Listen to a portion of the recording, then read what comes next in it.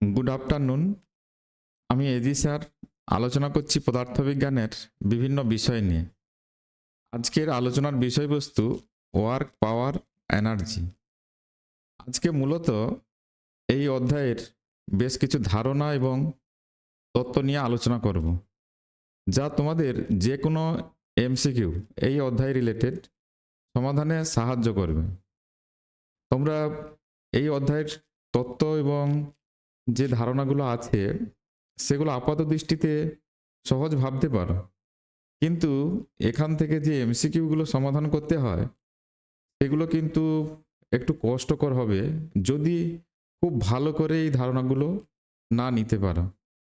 তাহলে তোমাদের কাজ হবে এই অধ্যায়ের ভেতরে যখন আলোচনা হবে সেগুলো খুব গুরুত্ব সহকারে ভালো করে দেখে নেওয়া, ভিডিওর কোনো অংশ স্কিপ না করে ভালো করে প্রথম থেকে শেষ পর্যন্ত বুঝবে, তাহলে যে কোনো ধরনের এমসিকিউ সমাধানে খুব অসুবিধা হবে না।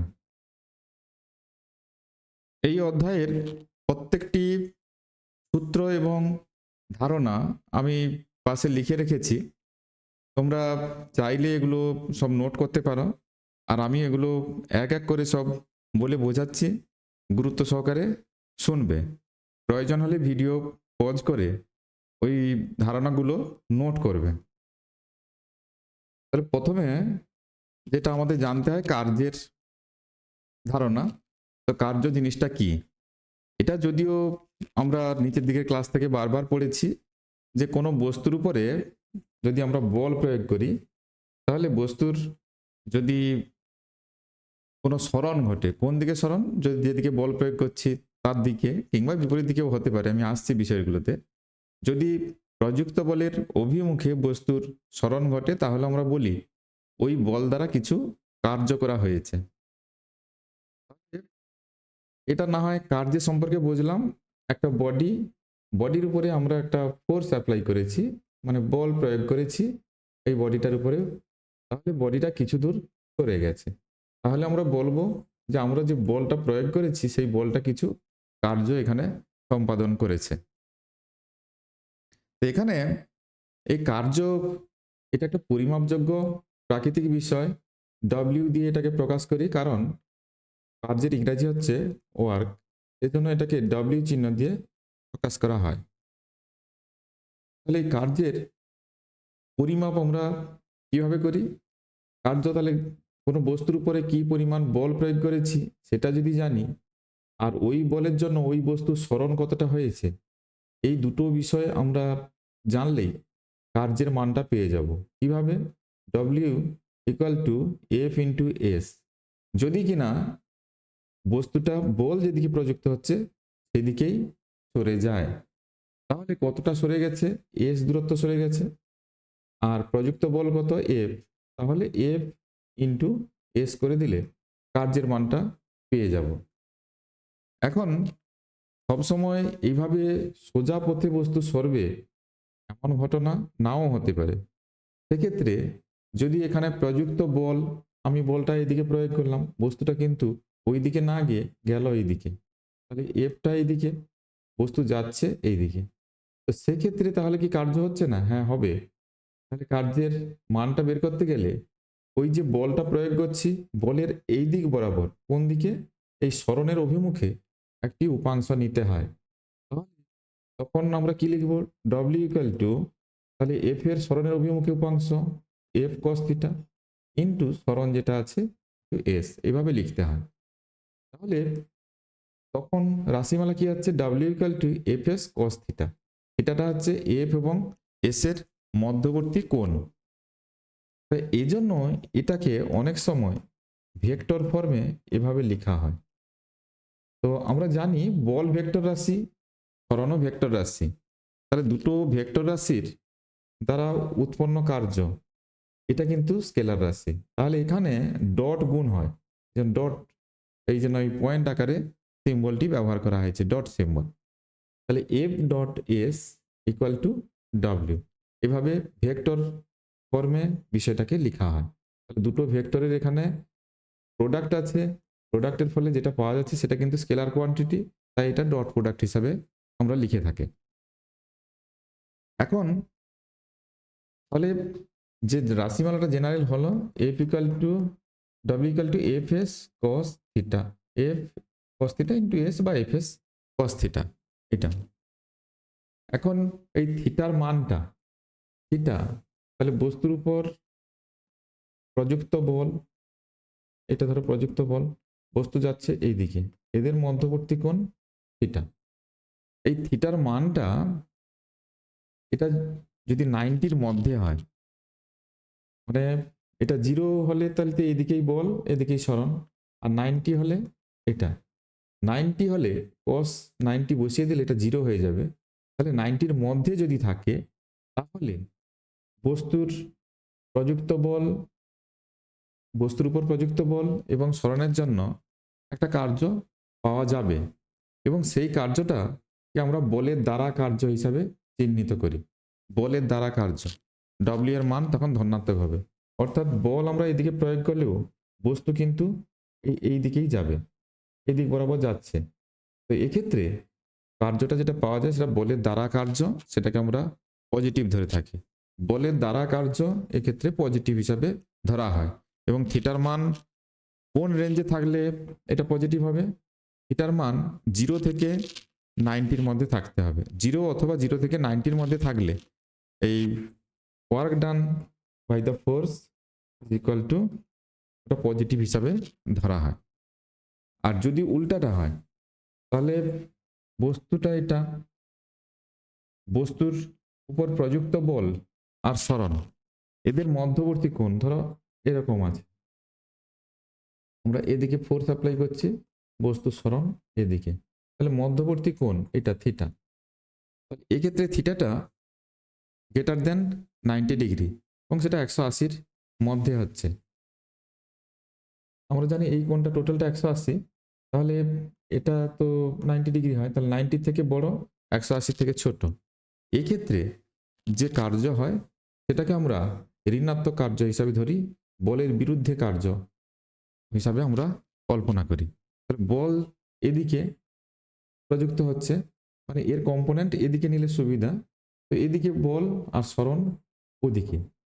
তো এটা যেহেতু ওই মনে রাখার সুবিধা বলছি, যদি থিটার মান 90 থেকে বেশি 180 থেকে কম হয়, সেক্ষেত্রে আমরা যদি এই রাশিমালাতে মান যদি বসাও, এই যে ডব্লিউ ইকুয়াল টু এটা ছিল না F S cos theta, F S cos theta, এখানে থিটার মান যদি 90 থেকে বেশি যে কোনো মান ধরো 120 ডিগ্রি বসালে, তাহলে কি হবে?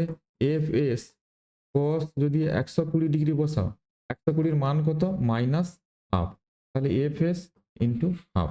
তাহলে এক্ষেত্রে ডব্লিউর মানটা দেখো ঋণাত্মক এসছে, ডব্লিউর মানটা ঋণাত্মক এসছে। এই জন্য এই কার্যটাকে আমরা নেগেটিভ ওয়ার্ক বা ঋণাত্মক কার্য হিসাবে ধরি। এইখানে লেখা আছে ঋণাত্মক কার্য, এটা হচ্ছে বলের বিরুদ্ধে কার্য, এটাকে আমরা ঋণাত্মক ধরি। তাহলে work done by the force হলে পজিটিভ হয়, বলের দ্বারা কার্য ধনাত্মক, ধনাত্মক কার্য। আর এখানে যদি ম্যাথমেটিক্যালি দেখি থিটাটা যদি 90-র মধ্যে থাকে তাহলে ডব্লিউটা পজিটিভ হবে, 90-র ভিতরে যে কোনো ভ্যালু বসালে ডব্লিউর ভ্যালু পজিটিভ হবে। এই যে সমীকরণ দেখতে পাচ্ছ, W equal to F S cos theta, এখানে থিটার মান 90 থেকে কম যে কোনো ভ্যালু বসালে ডব্লিউর মান পজিটিভ হবে, তখন ওটাকে পজিটিভ কার্য, অর্থাৎ ঘুরিয়ে বলছি বলের দ্বারা কার্য পজিটিভ। আর যদি কখনো উল্টাটা হয় থিটার মান 90 থেকে বড় 180 থেকে ছোট, তাহলে তাহলে দেখবে যদি ইকুয়েশনে মান বসাও, আমি একটা উদাহরণ নিয়ে দেখিয়ে দিয়েছি, 120-র মান বসালে এক্ষেত্রে ডব্লিউর মান নেগেটিভ আসছে। তো এই কার্যটাকে আমরা বলের বিরুদ্ধে কার্য বলে থাকি, নেগেটিভ ওয়ার্ক। আচ্ছা, তাহলে বলের দ্বারা কার্য, বলের বিরুদ্ধে কার্য বোঝা গেল। তার কন্ডিশনটা কি? থিটার ভ্যালু কত হলে বলের দ্বারা কার্য হয়, থিটার ভ্যালু কত থেকে কতর মধ্যে হলে বলের বিরুদ্ধে কার্য হয়। এই ভ্যালুগুলো এখানে মনে রাখার দরকার আছে। এবারে আসছি, বল প্রয়োগ করছি কিন্তু কার্য হচ্ছে না, এমন ঘটনাও হয়। তাহলে কখন কখন হতে পারে? আমরা কার্যের যে রাশিমালা দেখলাম, আমরা কার্যের রাশিমালা যেটা দেখেছি W equal to F S cos theta, এটা। তাহলে যদি কখনো এমন হয় আমরা একটা বস্তুর উপরে বল প্রয়োগ করছি কিন্তু বস্তু ওদিকে মুভ করছে না, সরছে না, তাহলে এস ইকুয়াল টু জিরো, তাহলে এস ইকুয়াল টু জিরো, তখন ডব্লিউ ইকুয়াল টু কি হবে, F into zero into cos theta. তাহলে এটা কত হবে, আলটিমেট জিরো হবে। তাহলে বস্তু সরণ না থাকলে কোনো কার্য হয় না। আবার যদি বস্তুর উপর, এটা বস্তু, বস্তুর উপর প্রযুক্ত বল এদিকে, আর বস্তু যাচ্ছে ওই দিকে, তাহলে এস এর অভিমুখ এটা আর প্রযুক্ত বলের অভিমুখ এটা, এদের মধ্যবর্তী কোণ এটা হচ্ছে 90 ডিগ্রি। সেক্ষেত্রে তাহলে আমরা এই সমীকরণে যদি আমরা এটা বসিয়ে দিই, তাহলে এফ এস কস 90, কস 90 বসিয়ে দিলে কত হবে, এটা জিরো হয়ে যাবে।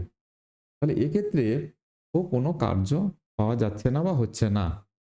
তাহলে এটাকেও আমরা ধরে নিতে পারি যে প্রযুক্ত বলের দ্বারা কার্য হচ্ছে না। কার্য না হলেও এর একটা বিশেষ নামকরণ আমরা করে রেখেছি। কি নাম, বল প্রয়োগ করছি অথচ কার্য হচ্ছে না, এটাকে কার্যহীন বল। আগের ক্ষেত্রটায় বল প্রয়োগ করছি বস্তু সরণ হচ্ছে না, এটাকে কিন্তু কার্যহীন বল বলে না। কোনটাকে বলে, এই যে যখন সমকোণে থাকে, বস্তুর উপর বল প্রয়োগ করছি, বস্তু সরণ তার সঙ্গে সমকোণে হচ্ছে, 90 ডিগ্রি কোণ করে হচ্ছে, তখন এই বলটাকে কার্যহীন বল বলে। তাহলে প্রথমটায় কার্য শূন্য কিন্তু কার্যহীন বল বলছি না, দ্বিতীয় ক্ষেত্রে ওটা কার্য শূন্য, ওটাকে কার্যহীন বল বলছি। এখন বিভিন্ন ক্ষেত্রে এই কার্যের রাশিমালাগুলো, তাহলে স্থির বলের দ্বারা কৃতকার্য, স্থির বলের দ্বারা কৃতকার্য W equal to F into S, অর্থাৎ এখানে স্থির বলেরটা হচ্ছে এফ, আর তার জন্য বস্তুর সরণ যদি এস হয়, তাহলে এফ ডট এস ভেক্টর ফর্মে লিখলে এইভাবে লিখতে হবে। কিন্তু বলটা যদি সময়ের সঙ্গে সঙ্গে পরিবর্তন হয়, পরিবর্তনশীল বলের দ্বারা কৃতকার্যের রাশিমালা, তাহলে কি হবে, সেটা তখন লিখতে হবে ডব্লিউ সমান ইন্টিগ্রেশন এফ ডট ডিএস। যে ইন্টিগ্রেশন করতে হবে, তো ইন্টিগ্রেশন কি করবে, কেন করবে, এখানে ওই প্রবলেমে তখন এফ এর একটা ভ্যালু তোমাকে দেওয়া থাকবে, আর তার সঙ্গে ডিএস ডট করবে এবং সেখানে ইন্টিগ্রেশন কত দূর থেকে কত দূরে যাবে সে সম্পর্কেও তথ্য দেওয়া থাকবে। আমরা এরপরে একটা ক্লাসে এই থিওরির উপরে কি প্রবলেম হয় বিস্তারিত আলোচনা করব, তখন বুঝতে পারবে। তো সেখানে এই ইন্টিগ্রেশনের একটা ব্যাপার থাকে, ইন্টিগ্রেশন করে কার্যের ভ্যালুটা বের করতে হয়, আমরা ওই প্রবলেমে গেলে বুঝতে পারবে। এখানে জাস্ট নিয়মটা দেখে রাখবে। স্থির মানে টর্কের দ্বারা কৃতকার্য, শুধু যে বস্তুর রৈখিক গতির ক্ষেত্রে কৃতকার্য হয়, আমি একটা বস্তুকে এইদিকে বল প্রয়োগ করলাম, বস্তুটা ওই দিকে গেল, তার জন্যই শুধু কার্য হচ্ছে তা নয়। কোনো বস্তু আছে, তাকে যদি এরকম ঘোরাতে চাই, এরকম একটা কোনো বিন্দুর সাপেক্ষে বস্তুটাকে ঘোরাতে চাই, সেক্ষেত্রেও বল প্রয়োগ করলে সেক্ষেত্রেও কার্য হয়। তো সেক্ষেত্রে বলটাকে আমরা অন্য ফর্মে হিসাব করে থাকি, এটা কৌণিক গতি চ্যাপ্টারের বিষয়। তো সেখানে কার্য হিসাবে কি হবে, W equal to tau into theta. টাউটা কি, এই যে বস্তুটার উপরে যে টর্কটা কাজ করছে, বস্তুটা যে ঘুরছে এর উপরে একটা টর্ক কাজ করে, এই টর্কটা হচ্ছে টাউ, আর থিটাটা হচ্ছে কৌণিক সরণ। তাহলে এখানে যেটা বল বলছি কৌণিক গতিতে সেটা হচ্ছে টর্ক, আর এখানে যেটা সরণ বলছি কৌণিক গতিতে সেটা কৌণিক সরণ। তাহলে এখানে বল আর সরণ, সেখানে টর্ক আর কৌণিক সরণ। যদি পরিবর্তনশীল টর্ক হয় তাহলে কৃতকার্য কি হবে, ইন্টিগ্রেশন টাউ ডি থিটা। পরিবর্তনশীল টর্ক, এখানে যেমন বললাম বলে রাশিমালা একটা দেওয়া থাকবে তোমাকে, সময়ের সঙ্গে সঙ্গে চেঞ্জ হচ্ছে বা কিছু একটা আকারে দেওয়া থাকবে, বা এক্স ওয়াই জেড এই ফর্মে কিছু দেওয়া থাকবে। তো সেগুলো দেওয়া থাকলে তুমি কিভাবে বের করবে, সেটা এই ইন্টিগ্রেশন মেথড আছে। এক্ষেত্রেও টাউর এক্সপ্রেশন একটা নিশ্চয়ই দেওয়া থাকবে, দেওয়া থাকলে সেখানে ইন্টিগ্রেশন মেথডে বের করতে হবে, সেটা প্রবলেম অনুযায়ী দেখতে হবে। স্থির চাপের দ্বারা কৃতকার্য, আমরা যখন ওই গ্যাসের চ্যাপ্টারে চলে যাব, সেখানে গ্যাস মূলত থার্মোডাইনামিক্স চ্যাপ্টারে আছে, work done by the system. সেখানে দেখব যে কৃতকার্যটা হচ্ছে স্থির চাপে কোনো গ্যাসের আয়তন যদি বাড়ে বা কমে, তাহলে যদি আয়তন বাড়ে, প্রথমে আয়তন ছিল V1, পরে আয়তন হলো V2, তাহলে আয়তন বৃদ্ধি যেটা হয়েছে এটা স্থির চাপে হয়েছে, সেক্ষেত্রে কৃতকার্য এইভাবে গণনা করতে হয়। এটা যদি আবার পরিবর্তনশীল চাপ দ্বারা হয়, তখন সেই integration integration P into d v এই ফর্মে করতে হয়। তাহলে ওটা মূলত গ্যাসের ওই ধর্ম বা তাপ গতিবিদ্যা চ্যাপ্টারে গিয়ে আলোচনা হবে। আর বিভব পার্থক্য এটা স্থির তড়িতের বিষয়। বিভব পার্থক্যের জন্য কৃতকার্য W equal to Q into ভি2 minus V one. দুটো বিন্দুর মধ্যে বিভব পার্থক্য, এটা বিভব ভি1, এটা ধরো ভি2। তাহলে দুটো বিন্দুর মধ্যে বিভব পার্থক্য, ধরো এটা লোয়ার পোটেনশিয়াল ভি1টা, ভি2টা হায়ার পোটেনশিয়াল। লোয়ার থেকে হায়ারে কোনো ধনাত্মক আধানকে সরাতে গেলে কিছু কার্য করতে হবে। এই কার্যের মানটা কত হবে? W equal to Q into ভি2 minus ভি1। ওটা ওই স্থির তড়িৎ চ্যাপ্টারের জিনিস, স্থির তড়িৎ চ্যাপ্টারে গিয়ে ওর বিস্তারিত আলোচনা হবে। তাহলে কার্যের রাশিমালা বিভিন্ন ক্ষেত্রে এভাবে বিভিন্ন রকম হয়, সব ক্ষেত্রেই কিন্তু কার্য, আর কার্য পরিমাপযোগ্য বিষয়, তাহলে এর একক থাকবে আবার মাত্রাও থাকবে। তাহলে এর একক হচ্ছে, এসআইতেই আমরা বেশি ব্যবহার করি জুল, আর সিজিএস হলে আর্গ হয়। এগুলো হচ্ছে পরম একক বলি কার্যের। আর একটা থাকে কোনো কোনো ক্ষেত্রে ব্যবহার হয় অভিকর্ষীয় একক, আচ্ছা, যেটাকে আমরা কেজি মিটার বলছি। তাহলে 1 কেজি ভর সম্পন্ন বস্তুকে অভিকর্ষ বলের বিপরীতে 1 মিটার তোলার জন্য যে পরিমাণ কার্য করতে হয় সেটাকে আমরা কেজি মিটার ফর্মে বলে থাকি। অর্থাৎ এই একটা বস্তু, এটার ভর ধরো 1 কেজি, তাহলে পৃথিবী তার কেন্দ্রের দিকে যে বল দিয়ে টানছে সেটাকে ওজন বলি। ডব্লিউ সমান তাহলে কি হবে 1 ইন্টু জি, এই বল দিয়ে টানছে, এই বলের বিরুদ্ধে 1 মিটার দূরত্ব তুলবে, এটা হচ্ছে 1 মিটার। যে কার্য করতে হবে, কত কার্য করতে হবে? ডব্লিউ এটা ওয়ার্ক, ওয়ার্ক সমান, তাহলে কি আছে, বল কত আছে 1 ইন্টু জি, মানে অনলি জি ইন্টু 1 মিটার, সমান কি হবে 9.8 জুল। তাহলে 1 কেজি মিটার ইকুয়াল টু 9.81 বা 8 জুল।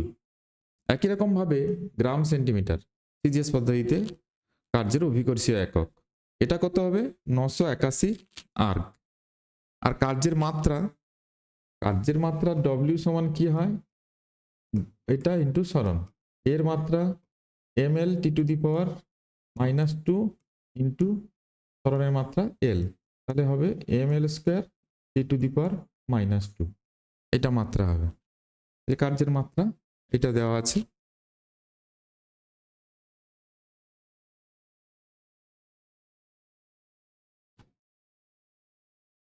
নেক্সট, এবারে আসছি ক্ষমতা কি। ক্ষমতা যেটাকে আমরা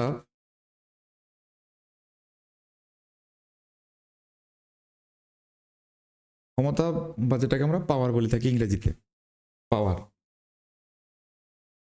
পাওয়ার এখানে এটা একটু লেখা আছে, এটা তাহলে পাওয়ার P,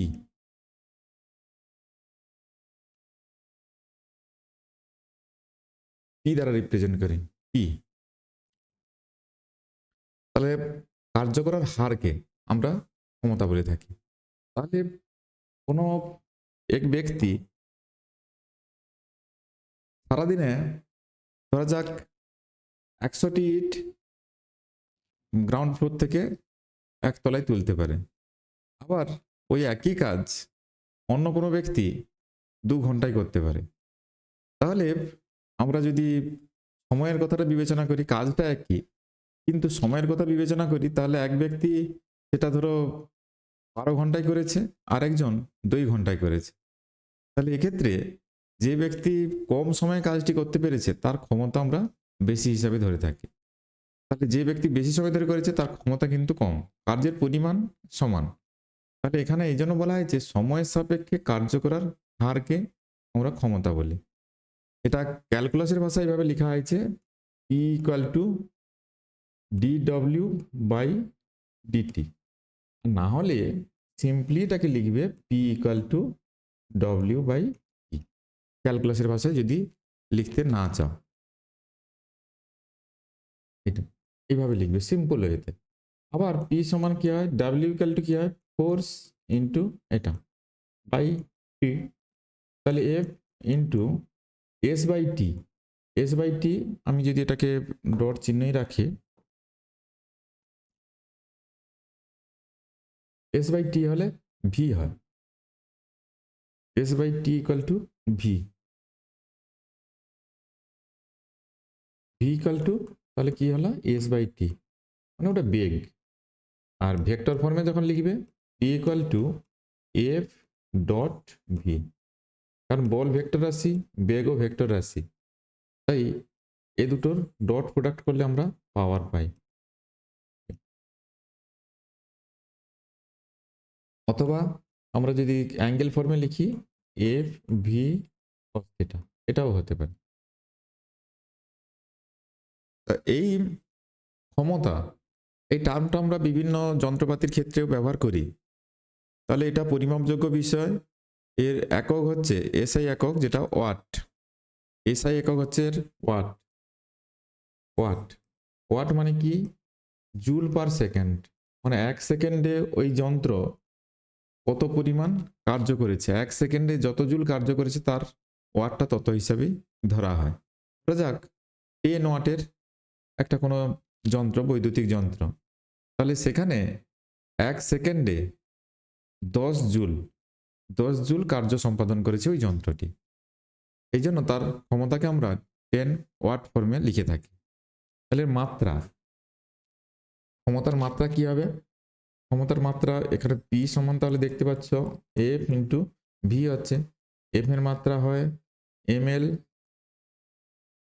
ML T to the power -2 into L by T, সেটি যেটা হবে M L square T to the power -3, এটা এর মাত্রা হয়। এই ক্ষমতার যে ব্যবহারিক এককগুলো আমরা বললাম, মূলত এটা জুল পার সেকেন্ড বা ওয়াট ব্যবহার করা হয়। এছাড়া বেশি কোনো যন্ত্রের ক্ষমতাকে প্রকাশ করতে গেলে, মানে যেখানে অনেক পরিমাণ বেশি ক্ষমতা, সেখানে কিলোওয়াট টার্ম ব্যবহার করা হয়, বড় ইউনিট যেটা, ওয়াটের বড় ইউনিট কিলোওয়াট। এছাড়া ওই যে তাপবিদ্যুৎ কেন্দ্রে সেখানে কোনো যন্ত্রের ক্ষমতা প্রকাশ করার জন্য মেগাওয়াট কথাটি ব্যবহার করে, megawatt 10 to the power 6 watt, আর কিলোওয়াট মানে 10 to the power 3 watt, 10 to the power 3, mega হলে 10 টু দি পাওয়ার 6। আরেকটা আমরা বৈদ্যুতিক পাম্প টাম্পের ক্ষেত্রে ব্যবহার করে থাকি এই হর্স পাওয়ার বা অশ্ব ক্ষমতা, যেটাকে বাংলাতে বলি 1 HP equal to 746 watt, 1 HP equal to 746 746 watt, এগুলো ব্যবহার করি। এগুলো আমাদের পুরনো বিষয়, তবুও একবার স্মরণ করিয়ে রাখলাম। এবারে যেগুলো থেকে এখানে এমসিকিউ অনেকবার দিয়েছে পরীক্ষাতে, এরকম একটা বিষয় উল্লেখ করি। এখানে এটা খুব ভালো করে দেখে রাখবে, প্রমাণ করাটা একটু কঠিন হবে, ইন্টিগ্রেশন মেথডে করতে হয়। স্থির ক্ষমতা সম্পন্ন কোনো ইঞ্জিনের সাহায্যে কোনো গাড়ি যদি চলে, বা স্থির ক্ষমতা সম্পন্ন কোনো যন্ত্রের সাহায্যে কোনো বস্তুকে গতিশীল করানো হচ্ছে, সরানো হচ্ছে, সেক্ষেত্রে বস্তুটির বেগের সঙ্গে সময়ের সম্পর্ক টি টু দি পাওয়ার এটা হাফ হয়, বেগের সঙ্গে সময়ের সম্পর্ক। আর ওই ক্ষেত্রে যদি আমি গাড়ির কথাই বলি, গাড়িটির সরণের সঙ্গে সময়ের সম্পর্ক, স্থির অবস্থা থেকে অবশ্যই যাত্রা শুরু করেছে এবং ইঞ্জিনটা একটা কনস্ট্যান্ট পাওয়ার জেনারেট করতে পারে, তাহলে টি সময় পরে তার বেগ সময়ের সঙ্গে সঙ্গে কিভাবে সম্পর্কযুক্ত হবে, আর টি সময় পরে অতিক্রান্ত দূরত্ব সময়ের সঙ্গে সঙ্গে কিভাবে সম্পর্কযুক্ত হবে। এটা পরীক্ষায় এমসিকিউ আকারে দিয়ে থাকে। প্রমাণ যে কোনো টেক্সট বইতে পেয়ে যাবে, তবে এই প্রমাণটা ইন্টিগ্রেশন মেথডে করা আছে এবং বেশ বড় একটু শক্ত প্রমাণ। তো এই জন্য প্রমাণ চাইলে দেখতে পারো, আমিও হয়তো করে দিতে পারি, কিন্তু এখানে করাচ্ছি না, এগুলো মনে রাখার সুবিধা আছে। এটা ভি সমানুপাতিক টি টু দি পাওয়ার হাফ, ভির ইন্টিগ্রেশন আবার ওটাকে করলে তখন টি টু দি পাওয়ার 3/2 আসে। ইন্টিগ্রেশন যাদের একটু ধারণা ভালো আছে তারা বুঝতে পারবে এটা, আদারওয়াইজ ইন্টিগ্রেশন না বুঝলে এটা তো বোঝা যাবে না। তাই আমি ইন্টিগ্রেশনের দিকে এত বেশি ঝোঁক দিতে বলছি না, কিছু জিনিস আছে এগুলো পার্টিকুলার রেজাল্ট যেহেতু এগুলো মনে রেখে দিলে সুবিধা হবে এমসিকিউ সমাধানে। যেহেতু আমরা এমসিকিউর জন্য সমাধান করব, এগুলো তো আর প্রমাণ করব না ওখানে। তাহলে আরেকবার বলছি, স্থির ক্ষমতা সম্পন্ন কোনো ইঞ্জিনের সাহায্যে গাড়িকে চালানো হচ্ছে, গাড়িটা অবশ্যই স্থির অবস্থা থেকে গতিশীল হয়েছে। তাহলে টি সময় পরে গাড়িটির বেগের সঙ্গে সময়ের সম্পর্ক কি হবে? তাহলে হবে কি ভি সমানুপাতিক টি টু দি পাওয়ার হাফ, আর সরণের সঙ্গে সময়ের সম্পর্ক হবে এস সমানুপাতিক টি টু দি পাওয়ার 3 এবারে আসছি শক্তির কথাতে। শক্তি কি জিনিস? আমরা জানি কার্য করার সামর্থ্যকে শক্তি বলে। যে কোনো যন্ত্রের হোক, মানুষের হোক, কিংবা অন্য কোনো প্রাণীর কার্য করার সামর্থ্যকে আমরা শক্তি বলি। তো শক্তির বিভিন্ন রকম রূপ আছে, এটাও আমরা ক্লাস 9-এর বইতে ওটা পড়েছি।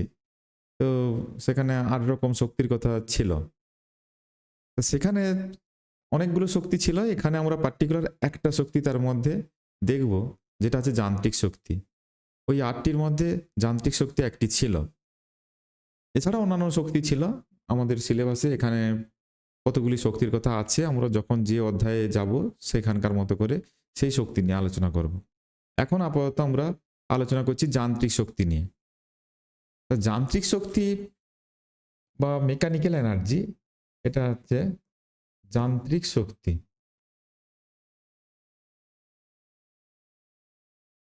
যান্ত্রিক শক্তি বিষয়টা কি? কোনো বস্তু তার গতি অবস্থার কারণে হতে পারে, কিংবা অবস্থান, আকৃতি এবং বিভিন্ন কারণে কার্য করার কিছু সামর্থ্য অর্জন করে। তো যে সামর্থ্যটা অর্জন করছে সেটাকে আমরা যান্ত্রিক শক্তি বলছি। তাহলে কি কি কারণে হতে পারে? গতির কারণে হতে পারে, তাহলে গতির কারণে হতে পারে, অবস্থানগত কারণে হতে পারে, অবস্থানগত কারণে হতে পারে, আর আকৃতিগত কারণে হতে পারে।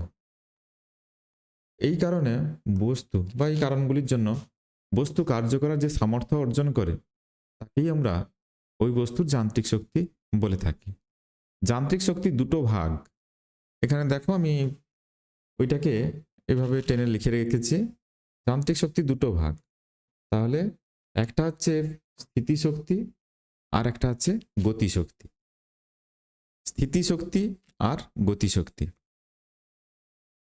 স্থিতিশক্তি তাহলে কি জিনিস? কোনো বস্তু তার অবস্থান এবং আকৃতিগত কারণে কার্য করার যে সামর্থ্য অর্জন করে তাকেই আমরা স্থিতিশক্তি বলে থাকি। কি কি কারণ? অবস্থান এবং আকৃতিগত কারণে বস্তু কার্য করার যে সামর্থ্য অর্জন করে তাকে স্থিতিশক্তি বলছি। এখানে যেমন ধরো অভিকর্ষীয় বলের বিরুদ্ধে কোনো বস্তুকে কিছুটা দূরত্ব যদি তোলা যায়, সেক্ষেত্রে অভিকর্ষীয় বলের বিরুদ্ধে কিছু কার্য করতে হয়। তাহলে এখানে অবস্থানজনিত পরিবর্তনের কারণে ওই বস্তুটার মধ্যে কিছু স্থিতিশক্তি জমা হয়।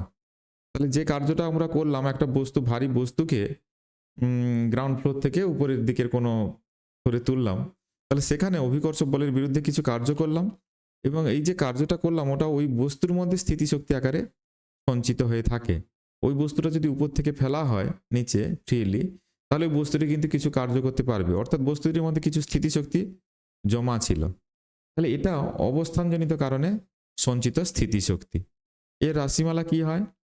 এই যে পোটেনশিয়াল এনার্জির যে এক্সপ্রেশন জানো, E P equal to mgh। M ভরের বস্তুকে অভিকর্ষ বলের বিরুদ্ধে এই উচ্চতায় তুললে বস্তুটির মধ্যে যে স্থিতিশক্তি সঞ্চিত হয় সেটা হচ্ছে mgh। মনে হতে পারে এগুলো কি মুখস্থ না কোথা থেকে এলো? তাহলে একটা বস্তু, এম ভরের বস্তু, পৃথিবী, তাকে যে বল দিয়ে টানছে সেটা হচ্ছে mg। আমরা কি করলাম? বাহ্যিক বল দিয়ে বস্তুটিকে এই উচ্চতায় তুললাম, এখান থেকে এই উচ্চতায় এখানে নিয়ে আসছি এখানে। তাহলে এক্ষেত্রে কৃতকার্য W equal to ball into সরণ, বল ইন্টু সরণ। তাহলে এই যদি হয় রাশিমালা, তাহলে mgর সমান ও বিপরীত বল দিয়ে বস্তুটাকে অ্যাটলিস্ট তুলতে হবে। তাহলে F সমান কি হলো? mg। সরণ বলতে এখানে কতটা দূরত্ব নিয়ে এসছো? h দূরত্ব। তাহলে এটা কত হবে? mgh। এটাই হচ্ছে কৃতকার্য। এই কৃতকার্যটাই বস্তুর মধ্যে স্থিতিশক্তি আকারে সঞ্চিত হয়েছে। অর্থাৎ এখানে ওই বস্তুটির মধ্যে যে শক্তি সঞ্চিত হবে সেটা হচ্ছে এম জি এইচ। বলে এখানে বলটা এদিকে নিচের দিকে কাজ করছে, বস্তুটাকে নিয়ে যাচ্ছি উপর দিকে, তাহলে তো নেগেটিভ ওয়ার্ক হওয়া উচিত। হ্যাঁ, অবশ্যই নেগেটিভ ওয়ার্ক। আমি এখানে নেগেটিভ সাইনটা দিয়ে নিই। তবে এটা নেগেটিভ ওয়ার্ক। আর নেগেটিভ ওয়ার্কটা মানে এখানে অভিকর্ষ বলের বিরুদ্ধে এখানে বস্তু বা এখানে কোনো যন্ত্র বা ব্যক্তি কাজ করেছে অভিকর্ষ বলের বিরুদ্ধে। এই বলের বিরুদ্ধে কার্যটাই এখানে বস্তুটির মধ্যে স্থিতিশক্তি আকারে জমা হয়েছে। তাহলে এখানে কার্য নেগেটিভ হতে পারে, কিন্তু স্থিতিশক্তি যখন হবে সেটা পজিটিভ হবে, এমজিএইচ হবে, স্থিতিশক্তিটা পজিটিভ হবে। এবারে আসবো, এটা তো গেল অবস্থানজনিত কারণে বস্তুর মধ্যে সঞ্চিত স্থিতিশক্তি। এবারে আসবো আকৃতিজনিত কারণে বস্তুর মধ্যে সঞ্চিত স্থিতিশক্তি। আচ্ছা, তার আগে অভিকর্ষ স্থিতিশক্তির ব্যাপারে আর দু একটা কথা বলে নিই। এখানে অভিকর্ষ স্থিতিশক্তির যে মানটা দেখলে ইপি, ইপি সমান কত হলো এমজিএইচ। এটা কিন্তু ঋণাত্মকও হতে পারে, ঋণাত্মক হতে পারে, আবার ধনাত্মকও হতে পারে। আমরা ফ্রেম অফ রেফারেন্স কাকে নেব? যদি এটা ধরো ফ্রেম অফ রেফারেন্স, তার থেকে বস্তুটাকে আমরা উপর দিকে তুলি, তাহলে এখানে যে স্থিতিশক্তি জমা হবে সেটা হচ্ছে এমজিএইচ। এটা হচ্ছে এইচ হাইটে তুলেছি। কিন্তু যদি বস্তুটাকে ওখান থেকে নিচে নামিয়ে আনি, তাহলে এক্ষেত্রে তার স্থিতিশক্তিটা কমে যাবে। তাহলে এখানে যদি জিরো হয়, তাহলে কিন্তু এখানে স্থিতিশক্তি, এটা এইচ ডাউনে চলে এলে এখানে স্থিতিশক্তি ডিক্রিজ করে যাবে। অর্থাৎ স্থিতিশক্তির মান ঋণাত্মকও হতে পারে। আবার এটা নির্দেশতন্ত্রের উপরও নির্ভরশীল। অর্থাৎ আমি কাকে ফ্রেম অফ রেফারেন্স ধরছি, তাহলে এটাকে ফ্রেম অফ রেফারেন্স ধরলে, তাহলে আমি যদি ওকে ফ্রেম অফ রেফারেন্স ধরি, এখানে বস্তুটা এখান থেকে এখানে তুললাম, এখানে স্থিতিশক্তি হলো এমজিএইচ। কিন্তু আমি যদি ওটাকে ফ্রেম অফ রেফারেন্স ধরি, তাহলে ওখানে স্থিতিশক্তিকে শূন্য ধরবো, তার সাপেক্ষে এখানে স্থিতিশক্তিকে মাইনাস এমজিএইচ বলবো, এমজিএইচ। তাহলে স্থিতিশক্তি ফ্রেম অফ রেফারেন্সের উপরও নির্ভরশীল। স্থিতিশক্তি নির্দেশতন্ত্রের উপর নির্ভর করলেও স্থিতিশক্তির পার্থক্য, হ্যাঁ, এবারে যে পার্থক্যটা এই দুটো স্থানের মধ্যে স্থিতিশক্তির পার্থক্য যে দিক দিয়েই ধরো সেটা হবে এমজিএইচ। সেটা কিন্তু নির্দেশতন্ত্রের উপর নির্ভর করে না। তাহলে দেখো, স্থিতিশক্তির মান ঋণাত্মক ধনাত্মক বোথ আর পসিবল। অর্থাৎ স্থিতিশক্তির মান ঋণাত্মক ধনাত্মক দুটোই হতে পারে। সেটা নির্ভর করছে ফ্রেম অফ রেফারেন্স বা নির্দেশতন্ত্রের উপরে। নির্দেশতন্ত্রকে যেমন ধরবে, এটাকে গ্রাউন্ড লেভেল ধরলে তার উপরের দিকে থাকলে পজিটিভ, ওটাকে গ্রাউন্ড লেভেল ধরলে এটা নিচের দিকে আছে মানে এটা স্থিতিশক্তি নেগেটিভ হবে। এই তো হচ্ছে বিষয়টা। কিন্তু এইটা যাই হোক না কেন, এই যে ডিফারেন্সটা কিন্তু নির্দেশতন্ত্রের উপর নির্ভর করবে না, ও ডিফারেন্সটা নির্দিষ্ট থাকবে। এই হচ্ছে ওর সম্পর্কে দু একটা কথাবার্তা। এগুলো গুরুত্ব সহকারে একটু মাথায় রাখবে, কারণ এই নির্দেশতন্ত্রের ব্যাপারটা যখন তখন কাজে লাগে। নির্দেশতন্ত্রের উপরে স্থিতিশক্তি নির্ভর করে কি করে না, এবং করলে সেটা কিভাবে নির্ভর করে, কখন কমে কখন বাড়ে, এবং পার্থক্যের কি চেঞ্জ হয় কি হয় না, এগুলো স্মরণ রাখতে হয়। এবারে আসছি আকৃতিজনিত কারণে বস্তুর মধ্যে সঞ্চিত স্থিতিশক্তি। এখানে একটা স্প্রিংয়ের ছবি দেওয়া আছে। একটা স্প্রিং, এই প্রান্তটা ফিক্সড আছে, এইভাবে আছে। এই স্প্রিংটাকে আমরা যদি ওই প্রান্তে বল প্রয়োগ করি, তাহলে স্প্রিংটা কি হবে, এরকম বড় হয়ে যাবে। তাহলে এটা তার প্রাথমিক দৈর্ঘ্য ছিল, এখন কতটা হয়েছে, এখন এতটা পর্যন্ত হয়েছে। তাহলে এটা হচ্ছে দৈর্ঘ্য বৃদ্ধি। দৈর্ঘ্য বৃদ্ধি কেন হয়েছে? এইদিকে আমরা ফোর্স অ্যাপ্লাই করেছি, একটা বাইরে থেকে বল প্রয়োগ করেছি, যার কারণে এই স্প্রিংটা বেড়ে গেছে। তো এই স্প্রিংটার মধ্যে একটা প্রত্যানয়ক বল সৃষ্টি হবে, যেটা চাইবে স্প্রিংটাকে তার পূর্বে অবস্থায় ফিরিয়ে আনতে। সেটাকে আমরা এফ আর দিয়ে লিখে থাকি, রেস্টোরিং ফোর্স বা প্রত্যানয়ক বল যেটা। এবং এই এফ আর সমান কি হয়, মাইনাস এক্স। বলি এখানে মাইনাস টাইনাস কোথা দিয়ে লিখলেন, কোথায় কে এক্স। আচ্ছা, তার আগে তাহলে আমি একটা লাইন লিখে নিই, এফ আর সমানুপাতিক এক্স। যত দৈর্ঘ্য বৃদ্ধি বেশি ঘটাবে এই স্প্রিংয়ের, তত কিন্তু এই স্প্রিংয়ের মধ্যে প্রত্যানয়ক বল বেশি সৃষ্টি হবে, অর্থাৎ স্প্রিংটা চাইবে তার পূর্বাবস্থায় ফিরিয়ে আনতে সিস্টেমটাকে। তো এখানে তাহলে স্প্রিং এর দৈর্ঘ্য বৃদ্ধি কোন দিকে ঘটছে? এদিকে। কিন্তু স্প্রিং এর মধ্যে প্রত্যানায়ক বলটা কোন দিকে? এদিকে। তাহলে পরস্পর বিপরীত দিকে, এই জন্য একটা মাইনাস সাইন এখানে দিতে হয়। তাহলে স্প্রিং এর মধ্যে উৎপন্ন প্রত্যানায়ক বল সেটা এবং স্প্রিং এর যে প্রসারণ যেদিকে তার ঠিক বিপরীত দিকে, যার কারণে একটা মাইনাস সাইন, বা এফ আর সমান মাইনাস কে এক্স, এই যে restoring force equal to minus K x. এখানে এটি হচ্ছে একটি ধ্রুবক রাশি, যাকে আমরা ওই স্প্রিং এর বল ধ্রুবক বা স্প্রিং কনস্ট্যান্ট ইংরেজিতে বলে থাকি। তাহলে এটা হচ্ছে বিষয়। আবার দেখো, ঘুরে বলতে পারি আমাদের প্রযুক্ত বল আর স্প্রিং এর দৈর্ঘ্য বৃদ্ধি একই দিকে। তাহলে প্রযুক্ত বল এফ সমান এফ আর, মানের দিক থেকে এই দুটো সমান, কিন্তু জাস্ট বিপরীত দিকে।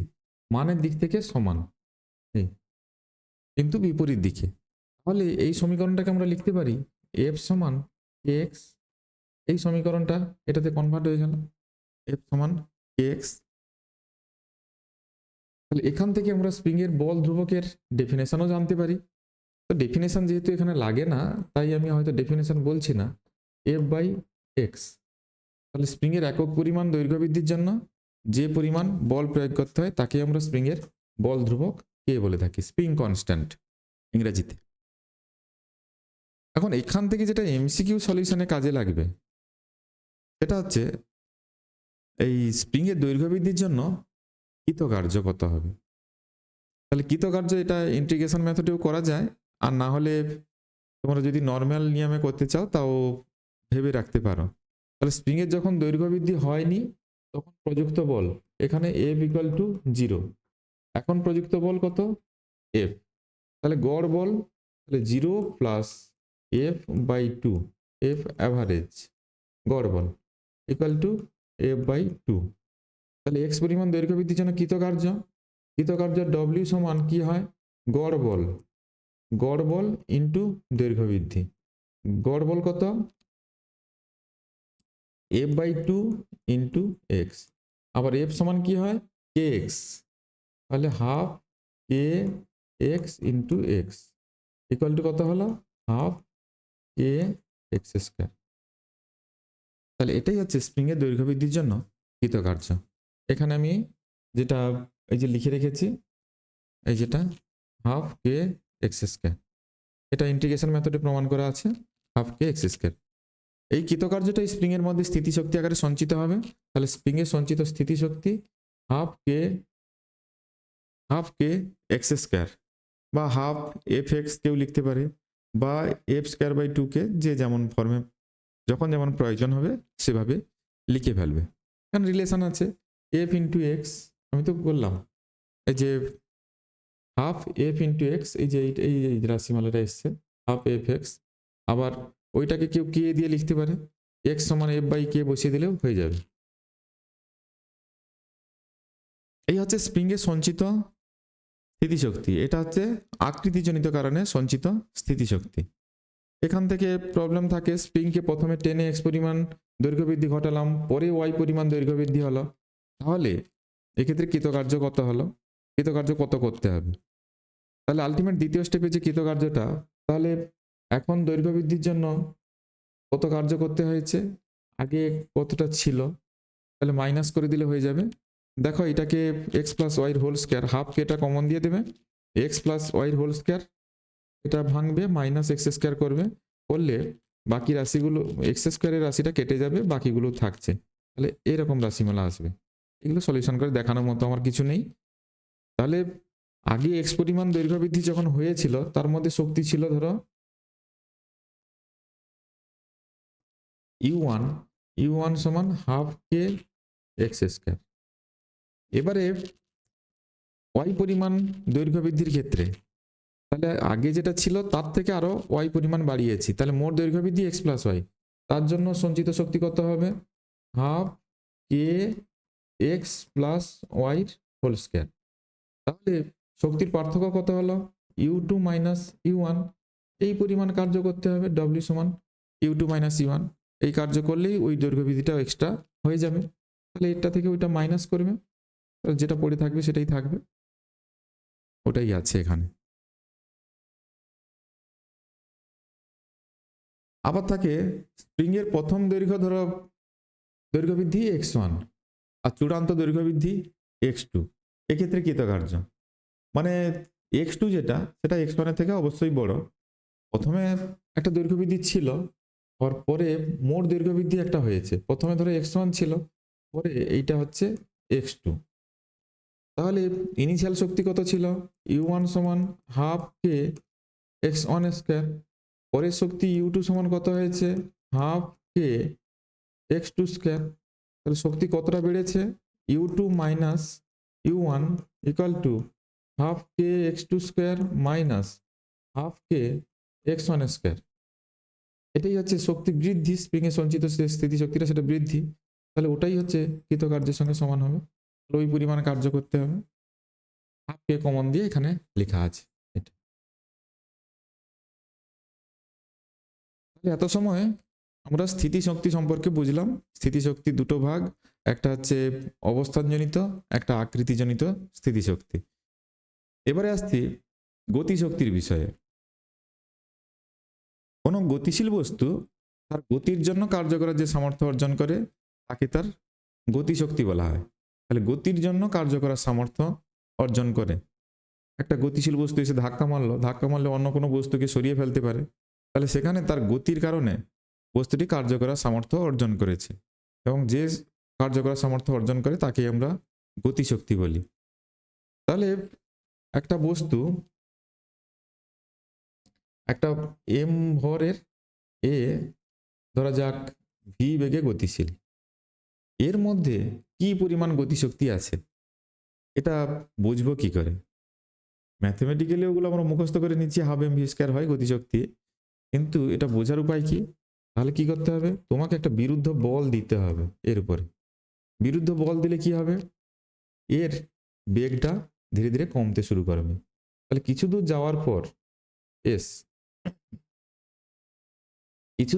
পর বডিটা রেস্টে এলো, স্থির অবস্থায় এলো।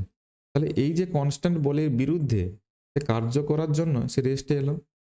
তাহলে যে কার্যটা করেছে সেই কার্যের মানটা সহজেই নির্ণয় করা যায়, এফএস। তাহলে এই যে কার্যটা তুমি করেছো বলের বিরুদ্ধে, এর তো যাচ্ছে এইদিকে, বিরুদ্ধে কার্য।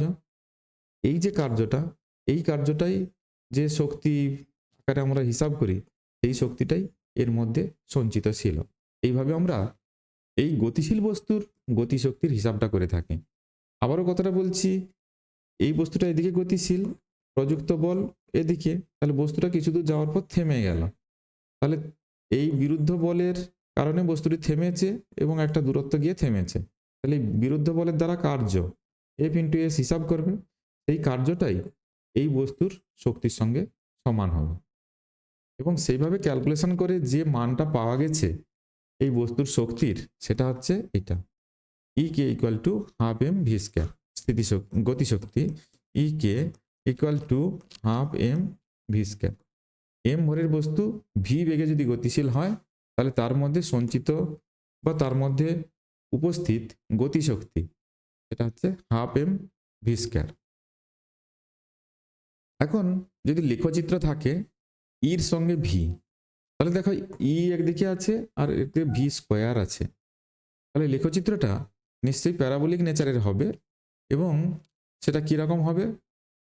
তাহলে আমরা যেটা জানি ওয়াই স্কোয়ার সমান 4x। তাহলে এই লেখচিত্রটা কেমন হয়? এই লেখচিত্রটা এরকম হয়। তাহলে এদিকে এক্স থাকে, এদিকে ওয়াই থাকে। তাহলে এক্স যেদিকে আছে এর ওপেন সাইডটা সেই দিকে আছে, তাহলে সিঙ্গেল ঘাত যেদিকে সেদিকে ওপেন সাইড।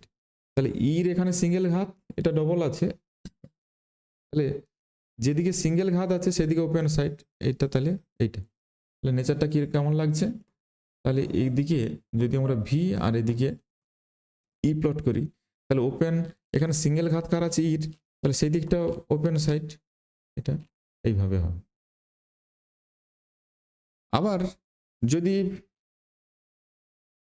এটাকে অন্য ধরো মোমেন্টামের সঙ্গে করি। আমি তার আগে তাহলে জেনে নেই এখানে গতিশক্তি ভরবেগের সম্পর্কটা আগে জানতে হবে। গতিশক্তি আর ভরবেগের সম্পর্ক। আচ্ছা, একটু মুছে নিচ্ছি।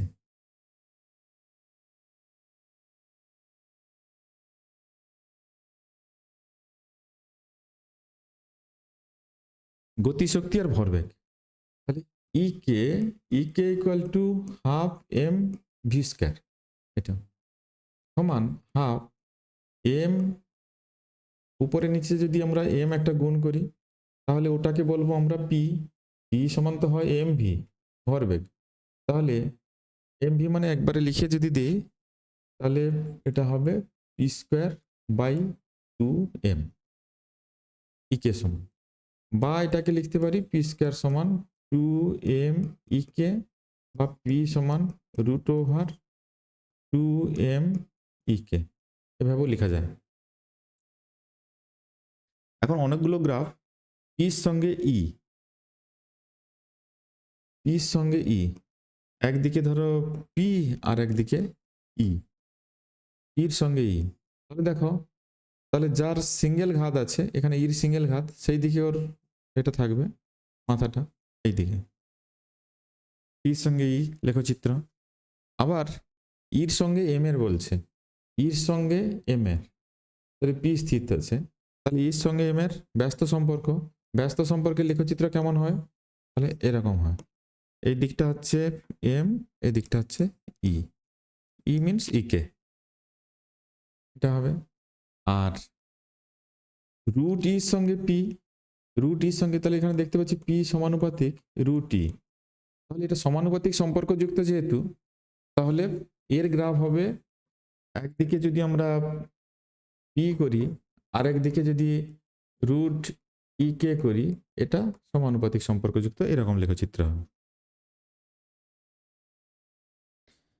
আর একটা কথা, এখানে নির্দেশতন্ত্রের ব্যাপারটাও মনে রাখতে হবে। গতিশক্তি নির্দেশতন্ত্রের উপর নির্ভর করে, কারণ বেগটাও তো নির্দেশতন্ত্রের উপর নির্ভর করে, তাই গতিশক্তিও নির্দেশতন্ত্রের উপর নির্ভর করে। নির্দেশতন্ত্রের যে ব্যাপারটা, আমরা স্থিতিশক্তির কথাও বলেছিলাম নির্দেশতন্ত্রের উপর নির্ভর করে কি করে না সেটা বলে এসেছি আগে। এখানে গতিশক্তির ব্যাপারে বলছি, গতিশক্তিও নির্দেশতন্ত্রের উপর নির্ভর করে, কারণ বেগ নির্দেশতন্ত্রের উপর নির্ভর করে। এছাড়া কি আছে, ঘূর্ণন গতিশক্তি এবং কৌণিক ভরবেগের সম্পর্ক এখানে জানতে হবে। আমরা রৈখিক গতির ক্ষেত্রে যেমন জানলাম K equal to P square by 2m, আর P equal to √2m E K. আবর্ত গতি বা ঘূর্ণন গতির ক্ষেত্রে একই রকম রাশিমালা, সেটা আর যদি বলি আর সমান, তাহলে পির সমতুল্য রাশি অ্যাঙ্গুলার মোমেন্টাম, এটা লিনিয়ার মোমেন্টাম, সেটা angular momentum, L square by 2i হয়। ভরের সমতুল্য রাশি জড়তা ভ্রামক আই, ভরের সমতুল্য রাশি জড়তা ভ্রামক আই দিয়ে লেখা হয়। আর এল সমান √2, তাহলে আই ইন্টু আর, তাহলে এটা পি ছিল লিনিয়ার মোমেন্টাম, এলটা হচ্ছে অ্যাঙ্গুলার মোমেন্টাম, এমটা ছিল কি এখানে ভরের সমতুল্য রাশি জড়তা ভ্রামক, আর এখানে গতিশক্তি, এখানেও আবর্ত গতিশক্তি। সম্পর্কগুলো একই রকম কিন্তু একই নয়। এখন আমরা এই কনজারভেটিভ সিস্টেম আর নন কনজারভেটিভ সিস্টেম, সংরক্ষী সংস্থা সংরক্ষী বল আর অসংরক্ষী সংস্থা অসংরক্ষী বল, এই বিষয়টা নিয়ে দেখব।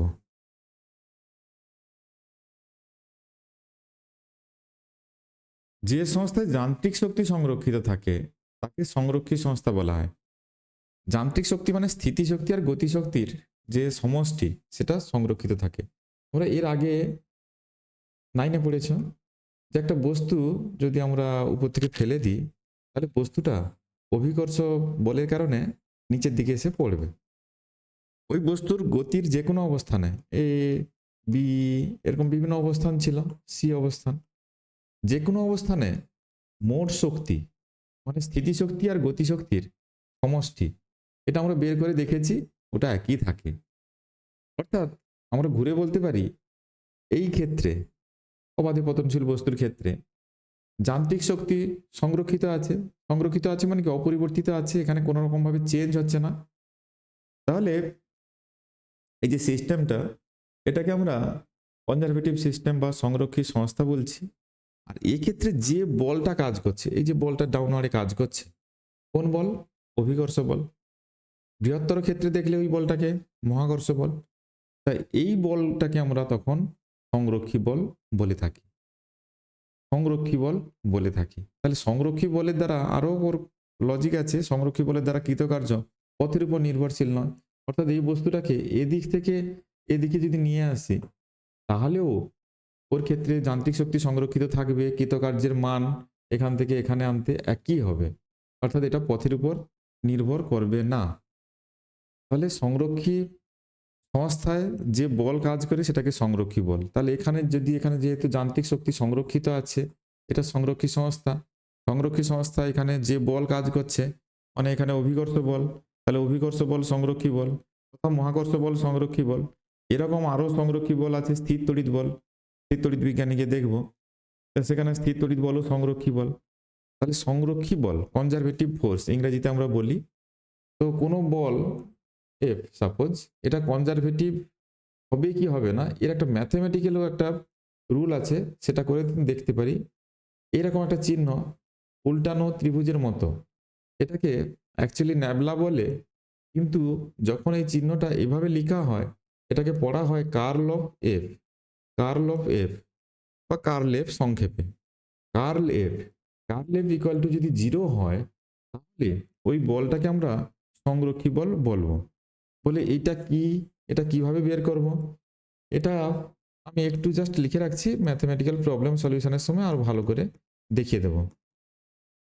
এটা সমান ক্রস প্রোডাক্টের যে নিয়ম দেখিয়েছি, এইটা অ্যাকচুয়ালি এই অপারেটরটা, এটাকে একটা অপারেটর বলে, ওটা I unit into del del X, মানে এখানে ডেরিভেটিভের ব্যাপার আছে শুধু এক্স এর সাপেক্ষে, plus J into del del Y plus K into del del Z, এভাবে লেখা হয়। তাহলে যখন এটাকে কার্ল বলতে এরকম এই ভেক্টর গুণের মতো করে ভাবছি, তখন এটাকে লিখবো আই জে অ্যান্ড কে, আর এটা মানে ডেল ডেল এক্স, এটা এভাবে, আর এটা ডেল ডেল জেড এভাবে। আর এফটা যদি যেমন থাকবে তোমাকে দেওয়া থাকবে এক্সপ্রেশনে, আমি সেভাবেই লিখে ফেলবো এখানে তার কম্পোনেন্টগুলো, F X, F Y, F Z. তারপরে যেমনভাবে সেখানে ডিটারমিনেন্ট ভ্যালু বের করেছি, এখানেও সেইভাবে ক্যালকুলেট করতে হবে। তাহলে আমরা প্রবলেম দেখে এই ক্যালকুলেশনটা তখন বুঝতে পারবো আর ভালো করে। এখন কিভাবে করতে হয় জাস্ট আমি রাফলি বলে রাখলাম। আর সংরক্ষী বলের ক্ষেত্রে আর একটা বৈশিষ্ট্য, ওই বলটাকে বিভবের ঋণাত্মক নতির সাহায্যে প্রকাশ করা যায়। এগুলো অন্য অধ্যায় গিয়ে দেখবে যে মহাকর্ষতে আছে, তারপরে সেখানে স্থির তড়িতে আছে এফ ইকুয়াল টু স্থির তড়িতে যেটা আছে মাইনাস ডিভি বাই ডিএক্স, এইভাবে লেখা হয়। আর সাম্য অবস্থায় যদি থাকে তখন এটা এফ ইকুয়াল টু 0 হয়, বা মাইনাস ওই ডিউ ডিএক্স ইকুয়াল টু 0 ধরে হিসাব করতে হয়। ওই সাম্যের বিভিন্ন কন্ডিশন থাকে, স্থিতিসাম্য মানে সুস্থির সাম্য, অস্থির সাম্য, নিরপেক্ষ সাম্য। তাহলে কোন ক্ষেত্রে, সব ক্ষেত্রেই ডিউ ডিএক্স ইকুয়াল টু 0, কিন্তু আবার সেকেন্ড অর্ডার ডেরিভেটিভ করার একটা ব্যাপার আছে, যেটা পজিটিভ হলে এনার্জি মিনিমাম, তার ম্যাক্সিমাম যদি সেটার ভ্যালু নেগেটিভ হয় এনার্জি ম্যাক্সিমাম, এইসব ব্যাপার। 0 হলে নিউট্রাল কন্ডিশন। এগুলো এত বিস্তারিত আমাদের আপাতত এখানে লাগছে না। তাহলে এইটুকু কন্ডিশন সংরক্ষী বলের সম্পর্কে জানতে হবে। তাহলে সংরক্ষী বলের ক্ষেত্রে এখানে যান্ত্রিক শক্তি, সংস্থা যান্ত্রিক শক্তি সবসময় স্থির থাকে বা অপরিবর্তিত থাকে, ধ্রুবক থাকে। এখানে আমরা যেটা দেখতে পাচ্ছি, কার্ল এফ ম্যাথমেটিক্যালি যখন বলছি কার্ল এফ ইকুয়াল টু 0 হয়। আবার সংরক্ষী বলকে বিভবের ঋণাত্মক নতির সাহায্যে প্রকাশ করা যায়। সংরক্ষী সংস্থা এখানে কৃতকার্যটা সেটা পথের উপর নির্ভর করে না, কেবল বস্তুর অবস্থানের উপর নির্ভর করে, কোন অবস্থান থেকে কোন অবস্থানে নিয়ে যাওয়া হয়েছে। এই কথাগুলো সংরক্ষী বলের সম্পর্কে জানতে হয়। এরপরে আসছি শক্তির বিষয়ে, শক্তির নিত্যতা সূত্র আর এর সংশোধিত রূপ। শক্তির নিত্যতা সূত্র সকলেই জানে যে শক্তিকে সৃষ্টি বা ধ্বংস করা যায় না, শক্তিকে কেবল এক রূপ থেকে অন্য রূপে রূপান্তরিত করা হয়। আর শক্তির নিত্যতা সূত্রের সংশোধিত রূপ কি? সেখানে বলা হয়েছে যে ভর শক্তি কোনো আলাদা বিষয় নয়, ভর আর শক্তি ওটা একটা মুদ্রার এপিড ওপিড এভাবে ভাবা হয়। অর্থাৎ দেখতে দুদিক থেকে দুরকম লাগলেও ভর আর শক্তি বিষয়টা একই। অর্থাৎ বিশ্বে মোট ভর আর শক্তির পরিমাণ ধ্রুবক। তাহলে ভর আর শক্তির পরিমাণ ধ্রুবক হবে। এটাই হচ্ছে ভর শক্তির তুল্যতা সূত্র। পরবর্তীকালে এগুলো হয়েছে, অর্থাৎ শক্তির নিত্যতা সূত্রের সংশোধিত রূপ যেটা। আচ্ছা, এবারে আসছি অসংরক্ষী বলের কথায়। যে সংস্থায় বাধাজনিত বল থাকে, কিরকম?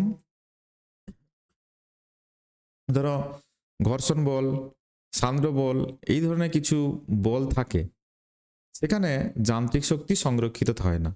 আর তুমি যখন টেনে টেনে নিয়ে যাবে কোনো তলের উপর দিয়ে কোনো বস্তুকে, সেক্ষেত্রে ঘর্ষণ বলের বিরুদ্ধে কিছু কার্য করতে হবে এবং সেই কার্যটা ওখানে তাপ শক্তিতে রূপান্তরিত হয়ে যায়। তো সেখানে তাহলে যান্ত্রিক শক্তি সংরক্ষিত হচ্ছে না, যান্ত্রিক শক্তির কিছু অংশ অন্য শক্তিতে রূপান্তরিত হয়ে যাচ্ছে, মানে তাপ শক্তিতে রূপান্তরিত হয়ে যাচ্ছে।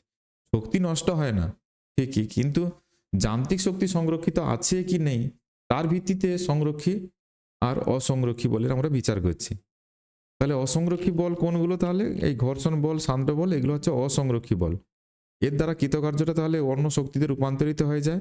সিস্টেমে যান্ত্রিক শক্তি এক্ষেত্রে সংরক্ষিত থাকে না, মানে ঘর্ষণ বলের দ্বারা কৃতকার্যের ক্ষেত্রে এখানে যান্ত্রিক শক্তি আর সংরক্ষিত হবে না, তখন ওই সংস্থাকে অসংরক্ষী সংস্থা বলে। আর ওই বাধাজনিত যে বলগুলো, ওগুলোকে মূলত অসংরক্ষী বল বলা হয়। উদাহরণ কি হবে তাহলে? ঘর্ষণ বল, বা যেটাকে ঘর্ষণ বলছি শুধু, আর সান্দ্র বল, এগুলো হচ্ছে অসংরক্ষী বলের উদাহরণ।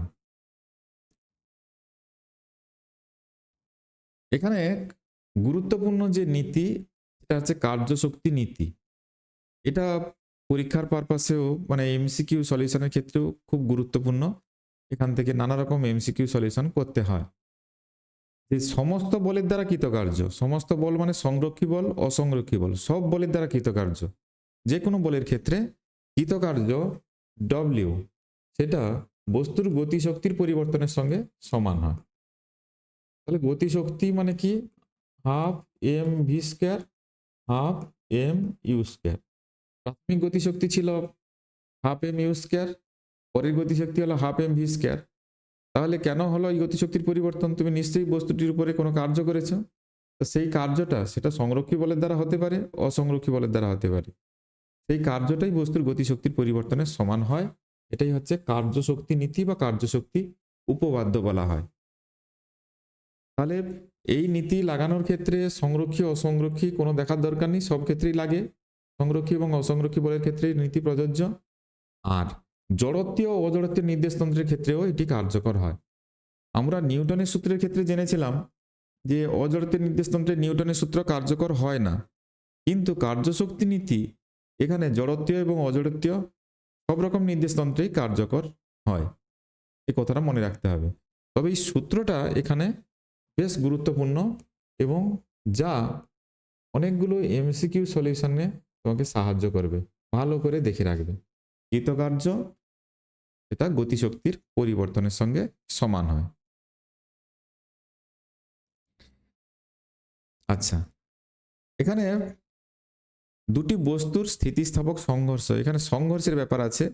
সংঘর্ষ চ্যাপ্টারটা যদিও হয়তো নিউটনের সঙ্গে জড়িত, নিউটনের গতিসূত্রের সঙ্গে, তবুও যেহেতু সংঘর্ষের ফলে অনেক ক্ষেত্রে শক্তির হ্রাস বৃদ্ধির একটা ব্যাপার আছে, বৃদ্ধি নয় শক্তির হ্রাস ঘটে, তো সেই কারণে এই কার্যশক্তি চ্যাপ্টারে এই বিষয়টাকে ঢোকানো আছে। তাহলে এখানে আমরা বিস্তারিত ম্যাথমেটিক্যাল ক্যালকুলেশন করে বিশেষ কিছু লাভ নেই। এমসিকিউ সলিউশনে তো আর অত কিছু ক্যালকুলেশন লাগে না। তবে যেটা আমাদের অবশ্যই জানতে হবে সেই বিষয়গুলোই এখানে আমি দেখিয়েছি।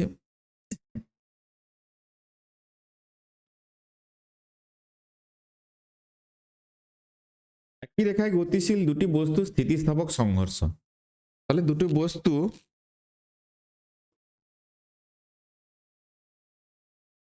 এটা একটা বস্তু, এটা একটি বস্তু, এর ভর সাপোজ m1 m এর m2, এর বেগ u2, এর বেগ একই দিকে u1। নিঃসন্দেহে u1 গ্রেটার দেন u2, না হলে দুটো বস্তুর সংঘর্ষ হবে না। তাহলে প্রথমে এ একটু বেশি বেগ নিয়ে যাচ্ছে, একটু কম বেগ নিয়ে যাচ্ছে, তাহলে কিছু সময় পরে ওকে গিয়ে ধাক্কা মারবে। ধাক্কা মারার পর তোমরা এগুলো ভালো এক্সপেরিমেন্ট করতে পারো।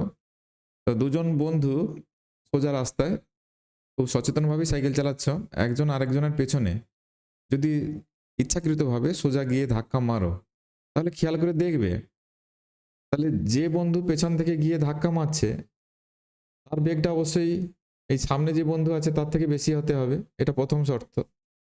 তাহলে ধাক্কা মারার পর কি হবে, দেখবে যাকে ধাক্কা মেরেছ সে বেশি বেগ নিয়ে বেরিয়ে যাচ্ছে একটু, আর যে ধাক্কা মেরেছে তার বেগটা অপেক্ষাকৃত কমে গেছে। যদি কেউ না পড়ে যায়, আমি ধরে নিচ্ছি সচেতনভাবে ধাক্কা মেরেছে, কেউ পড়ে যায়নি, তবে যাকে ধাক্কা মারবে তার বেগটা প্রথমে কম ছিল, এই শর্ত। দ্বিতীয় জনের বেগ কম ছিল, কিন্তু ধাক্কা মারার পরে উল্টাটা হবে, v1 লেস দেন v2। এটা কি হবে, যাকে ধাক্কা মেরেছো তার বেগটা বেড়ে যাবে, সে বেশি স্পিডে সামনের দিকে এগিয়ে যাবে, আর যে ধাক্কা মেরেছে সে কিন্তু অপেক্ষাকৃত পিছিয়ে যাবে। এরকম একটা ঘটনা আমরা দেখে থাকি বাস্তব ক্ষেত্রে। তোমরা যদি না দেখে থাকো তাহলে এক্সপেরিমেন্ট করে দেখতে পারো, তবে খুব সচেতন, পড়ে গেলে সমস্যা আছে, যেন পড়ে না যায়। ছেলেরা হলে কোনো সমস্যা নেই, ছেলেরা এরকম করেই থাকে, তো মেয়েরা হলে উল্টে পড়বে, মেয়েরা এক্সপেরিমেন্ট করতে যাবেন। তাহলে মসৃণ তলে দুটি বস্তু গতিশীল, মসৃণ তল, এই তলটার মধ্যে কোনো ঘর্ষণ নেই ধরে নিয়ে আমরা কাজ করছি। বাস্তবে সেটা সম্ভব নয়, কিন্তু এখানে আদর্শ ক্ষেত্রে আমরা এই গণনাটা করছি। মসৃণ তল হলে ও গতিশীলই হতে পারবে না, স্লিপ করে যাবে। তাহলে আমরা আদর্শ ধরে নিয়ে হিসাব করছি বললাম। তাহলে এখানে সংঘর্ষের পর, সংঘর্ষের আগে তাদের ভর যথাক্রমে m1 m2 ছিল, সংঘর্ষের পরও ভর m1 m2 আছে, ভরের কোনো চেঞ্জ হয়নি। বেগটা u1 আর u2 ছিল, পরের বেগটা v1 v2 হয়ে গেছে, তাহলে কেবল বেগটার পরিবর্তন হয়েছে। তাহলে এক্ষেত্রে প্রাথমিক বেগের সঙ্গে অন্তিম বেগের কি সম্পর্ক আছে, এটা থেকে যদি একটু শক্ত এমসিকিউ দেয় তাহলে কিন্তু দিতে পারে। তাহলে এটা প্রমাণ করা যায়, যেহেতু এখানে স্থিতিস্থাপক সংঘর্ষ বলছি, এক্ষেত্রে এইগুলো সংরক্ষিত থাকে। এই যে ভরবেগ, রৈখিক ভরবেগ সংঘর্ষের আগে এবং পরে, সংঘর্ষের আগের রৈখিক ভরবেগ m1 u1 plus m2 u2 সমান সংঘর্ষের পরের রৈখিক ভরবেগ m1 v1 plus m2 v2, এটা সংরক্ষিত থাকবে।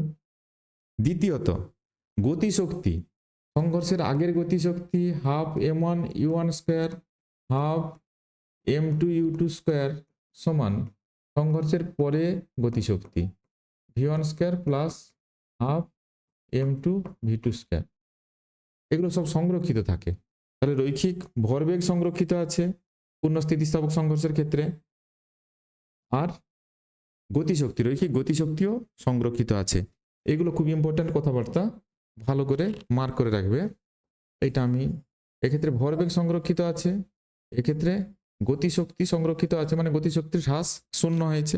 ভরবেগ সংরক্ষিত আছে, একই আছে, তাহলে ভরবেগের পরিবর্তন কি হয়েছে, শূন্য হয়েছে, তাহলে ভরবেগের কোনো পরিবর্তন হবে না, এটা আমরা দেখতে পাচ্ছি। তাহলে এটা শূন্য হয়েছে। এগুলো খুব গুরুত্বপূর্ণ কথাবার্তা, এগুলো ভালো করে একবারে মনে রাখবে। এখন যেটা জানবো সেটা হচ্ছে এই সংঘর্ষের আগে এবং পরের যে বেগের সম্পর্ক কি হবে, ওটা জানতে গেলে এই সমীকরণগুলোকে কাজে লাগাতে হয়। এগুলো কাজে লাগে, এটা নয়, দ্বিতীয়টা নয়, প্রথমটা লাগে। আর একটা থাকে আপেক্ষিক বেগের একটা সমীকরণ আছে, এখানে সংঘর্ষের পূর্বে আপেক্ষিক বেগ u1 মাইনাস u2 সমান সংঘর্ষের পর আপেক্ষিক বেগ v2 মাইনাস v1, এটা সমান হয়। এই সমীকরণটা আর এই সমীকরণটা দিয়ে আমরা গণনা করেছি, এই সাবস্টিটিউট করে দিয়ে এই ভ্যালুগুলো পাওয়া গেছে। তো যেভাবেই তুমি গণনা করো আর নাই বা করো, তাহলে তোমাকে এই ভ্যালুগুলো তো মনে রাখতে হবে প্রবলেম সলিউশনের জন্য। এটা। তাহলে V1 সমান, দেখো একটা যদি মনে রাখতে পারো কষ্ট করে, তাহলে দ্বিতীয়টাও মনে রাখতে পারবে। তাহলে V1, তাহলে চূড়ান্ত বেগ V1, প্রথম বস্তু চূড়ান্ত বেগ। তাহলে এটা কি করবে, তাহলে এটা প্রথম বস্তু চূড়ান্ত বেগ, তাহলে প্রথম বস্তুর ভর আগে, m1 minus m2 by m1 plus m2। তাহলে প্রথম বস্তুর প্রাথমিক বেগ এখানে u1 করবে প্লাস 2, তাহলে প্রথম বস্তু ধরছো, তাহলে এখানে m2 by m1 plus m2, আর এটা u2 এভাবে। তাহলে v2 সমান কত হবে, v2 যখন ধরছো তাহলে এটা কত লিখবে, এটা সেকেন্ড বডি মানে m2 সামনে m1 পেছনে বাই দুটো যোগফল, আর এটা কি লিখবে তখন, এটা তখন u2 লিখবে দ্বিতীয় বডির ক্ষেত্রে। তাহলে u2 প্লাস, যেহেতু এটা m2 দিয়ে শুরু, তাহলে এখানে m1 আর এখানে m1 প্লাস m2, আর এটা যেহেতু u2 এখানে আছে, তাহলে এটা হবে u1। তাহলে এভাবে একটা লজিক্যালি আমরা বিষয়টাকে মনে রেখে দিলে সুবিধা হবে, কারণ এমসিকিউ সলিউশনের ক্ষেত্রে এত ক্যালকুলেশন করা যাবে না। তাহলে এটাতেই মান বসিয়ে আমাকে ঝটপট উত্তর বলতে হবে। তাহলে V1 যখন ধরবে, এটা 1 যখন ধরছো, তাহলে এখানে m1, V1 যখন ধরছো এখানে m1, এখানে u1।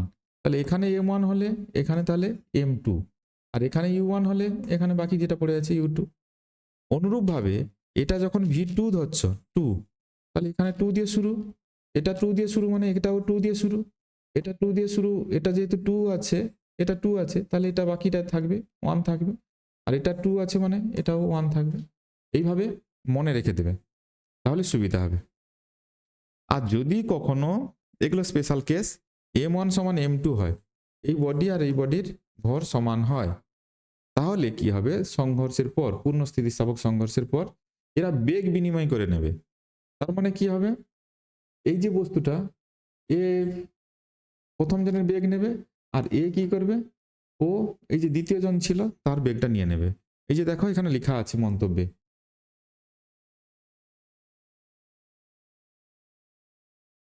m1 সমান m2 হলে v1 সমান u2, v1 মানে এই যে প্রথম জনের অন্তিম বেগ, এটা দ্বিতীয় জনের প্রাথমিক বেগের সঙ্গে সমান হবে, আর দ্বিতীয় জনের অন্তিম বেগ প্রথম জনের প্রাথমিক বেগের সঙ্গে সমান হবে। বেগ বিনিময় করে নেবে।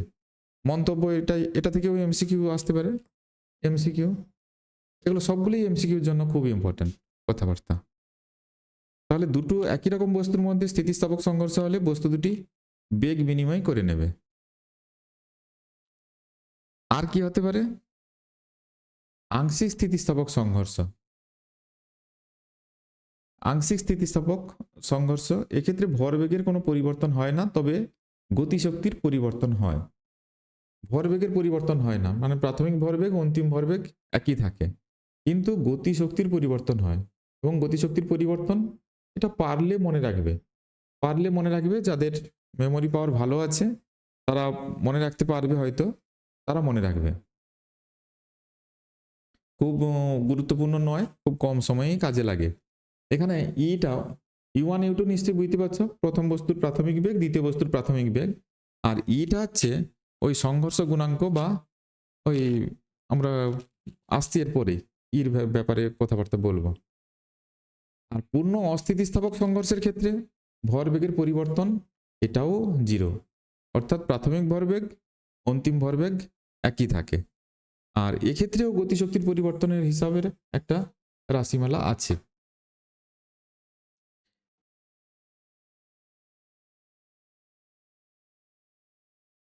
এখানে একটা জিনিস মিস্টেক হয়ে আছে, এটা হচ্ছে স্কোয়ার হবে একটা, u1 minus u2 whole square হবে। স্কোয়ার না হলে এখানে গতিশক্তির ডাইমেনশনে মিলবে না, এম ভি স্কোয়ার হয়, তো এখানে u1 minus u2 whole square না করলে ডাইমেনশনেও মিলবে না, স্কোয়ার হবে। এটা ঠিক আছে। এবারে আসছি তির্যক সংঘর্ষের ক্ষেত্রে। তার মানে একটা বস্তু এখানে বসে আছে,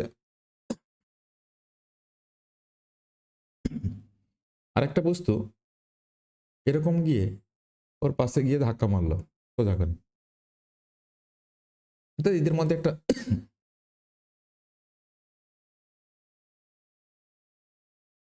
এটা সোজা করে যায়নি, হেড অন কলিশন নয়, এভাবে গেছে, একে ধাক্কা মেরে এ দেখা গেল এদিকে বেরিয়ে যাচ্ছে। এটা ধরো এ বস্তু, এর মাস m1, তাহলে এ ধাক্কা মেরে এদিকে যাচ্ছে, এইটা এটা এ বস্তুটা ইনিশিয়াল ডিরেকশন, ধরো এটা এটা θ1, এ কি হয়েছে ধাক্কার পর, এটা বি বস্তু, এটা বি বস্তু বসেছিল, এর মাস সাপোজ m2, এ এইদিকে যাচ্ছে, এটা θ2 কোণ করে এইদিকে বেরিয়ে যাচ্ছে, বি বস্তুটা এভাবে যাচ্ছে। তো এর বেগ ধরো এদিকে আছে v1, এর বেগ আছে v2। তা এখানে যদি সংঘর্ষটা পূর্ণ স্থিতিস্থাপক হয়, পূর্ণ স্থিতিস্থাপক সংঘর্ষ হয়, তাহলে এক্ষেত্রে গতিশক্তির কোনো পরিবর্তন হবে না, গতিশক্তির কোনো পরিবর্তন হবে না। তাহলে ইনিশিয়ালি এই বডিটা রেস্টে ছিল, এর গতিশক্তি শূন্য ছিল, এটা একটা গতি নিয়ে এসেছিল, তাহলে তার গতি যেমন ছিল যদি ইউ থাকে হাফ এম ইউ স্কোয়ার, তাহলে পরে যে এদের যে গতিশক্তি হাফ m1 v1 স্কোয়ার, এটা কত হবে হাফ m2 v2 স্কোয়ার, এদের গতিশক্তির সমষ্টি এটা কিন্তু প্রাথমিক গতিশক্তির সঙ্গে সমান হবে।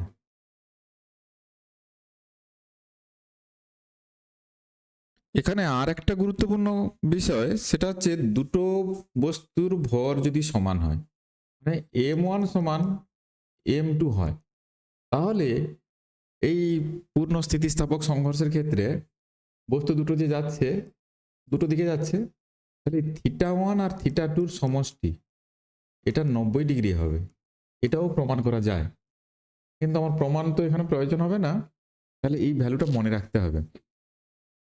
দুটো বস্তু যদি তির্যকভাবে সংঘর্ষে লিপ্ত হয়, হেড অন কলিশন নয়, মানে একই রেখায় এখানে সংঘর্ষ হচ্ছে না, এবং সেই সংঘর্ষটা যদি পূর্ণ স্থিতিস্থাপক হয়, অর্থাৎ গতিশক্তির কোনো পরিবর্তন না হয়, তাহলে ওই বস্তু দুটো যে ডিফারেন্ট কোণ করে, প্রাথমিক দিকের সঙ্গে ডিফারেন্ট কোণ করে বেঁকে যাচ্ছে, ওই দুটো কোণের সমষ্টি 90 ডিগ্রি হবে।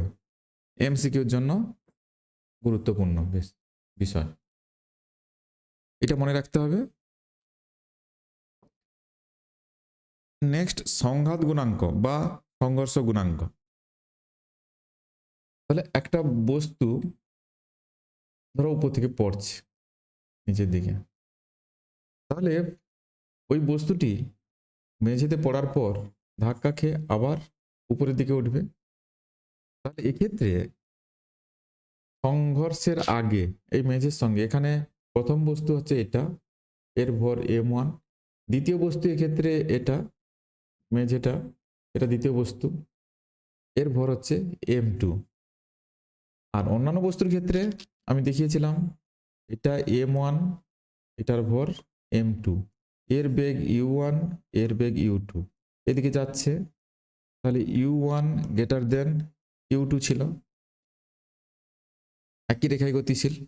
সংঘর্ষের পর এদের বেগ m1 এবং m2 এর বেগ কত হয়েছে v1 এবং v2, ওই সেম ডিরেকশনে।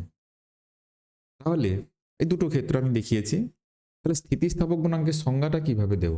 ই সমান এক্ষেত্রে সংঘর্ষের পর আপেক্ষিক বেগ, সংঘর্ষের পর কার বেগ বেশি? এই দ্বিতীয় বডিটাকে যেহেতু ধাক্কা মেরেছে, তাহলে দ্বিতীয় বডির বেগ বেশি, তাহলে বেশিটা থেকে কমটা মাইনাস করো, মনে রাখার সুবিধার জন্য বলছি, বেশিটা থেকে কমটা মাইনাস করো, এইভাবে মনে রাখবে। আমি তো আগেই এক্সাম্পল দিয়ে বলেছি, যদি সাইকেল নিয়ে যাচ্ছে দুজন, তাহলে দুজনের ক্ষেত্রে কি হবে, সামনের জনকে গিয়ে যদি পেছনের জন ধাক্কা মারে, তাহলে সামনের জন বেশি বেগ নিয়ে যাবে, পিছনের জন স্লো হয়ে যাবে। তাহলে এখানে দ্বিতীয় জনের বেগ মাইনাস প্রথম জনের বেগ করবে, কারণ এর বেগ তো বেশি, এখানে v2 গ্রেটার দেন v1 হয়েছে, আর এটার ক্ষেত্রে কিন্তু u1 গ্রেটার দেন u2। সংঘর্ষের পর এখানে যে মাঝে সংঘর্ষ হয়েছে, সংঘর্ষের পর চেঞ্জ হয়ে গেছে, তাহলে সংঘর্ষের আগের আপেক্ষিক বেগ, সেক্ষেত্রেও তাহলে বড়টা থেকে ছোটটা মাইনাস করবে, তাহলে বড় কোনটা u1, ছোট কোনটা u2, এইভাবে মনে রাখার সুবিধা, যেটা বড় সেটা থেকে ছোটটা মাইনাস করবে। আর ডেফিনেশন কি, সংঘর্ষের পর বস্তুদের আপেক্ষিক বেগ ডিভাইডেড বাই সংঘর্ষের পূর্বে বস্তুদের আপেক্ষিক বেগের অনুপাত। তাহলে এখানে এর বেগ কিছু, এই বস্তুটা এসে ধাক্কা মারছে, তাহলে এখানে ধাক্কা মারার পূর্বে বেগ কত ছিল, এর বেগ তো 0 ছিল, আবার ধাক্কা মারার পরে কি হয়েছে, এখানেও একই রকম ভাবে আমরা ক্যালকুলেশন করব।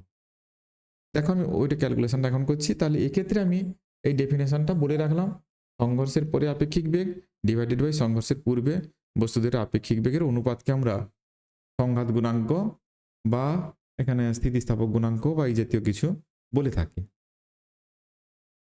তাহলে পূর্ণ স্থিতিস্থাপক সংঘর্ষের ক্ষেত্রে, পূর্ণ স্থিতিস্থাপক, এই যে মাঝে যে সংঘর্ষটা হয়েছে সেটা যদি পূর্ণ স্থিতিস্থাপক হয়, তাহলে সংঘাতের পর আপেক্ষিক বেগ আর সংঘাতের পূর্বের আপেক্ষিক বেগ পরস্পর সমান হবে।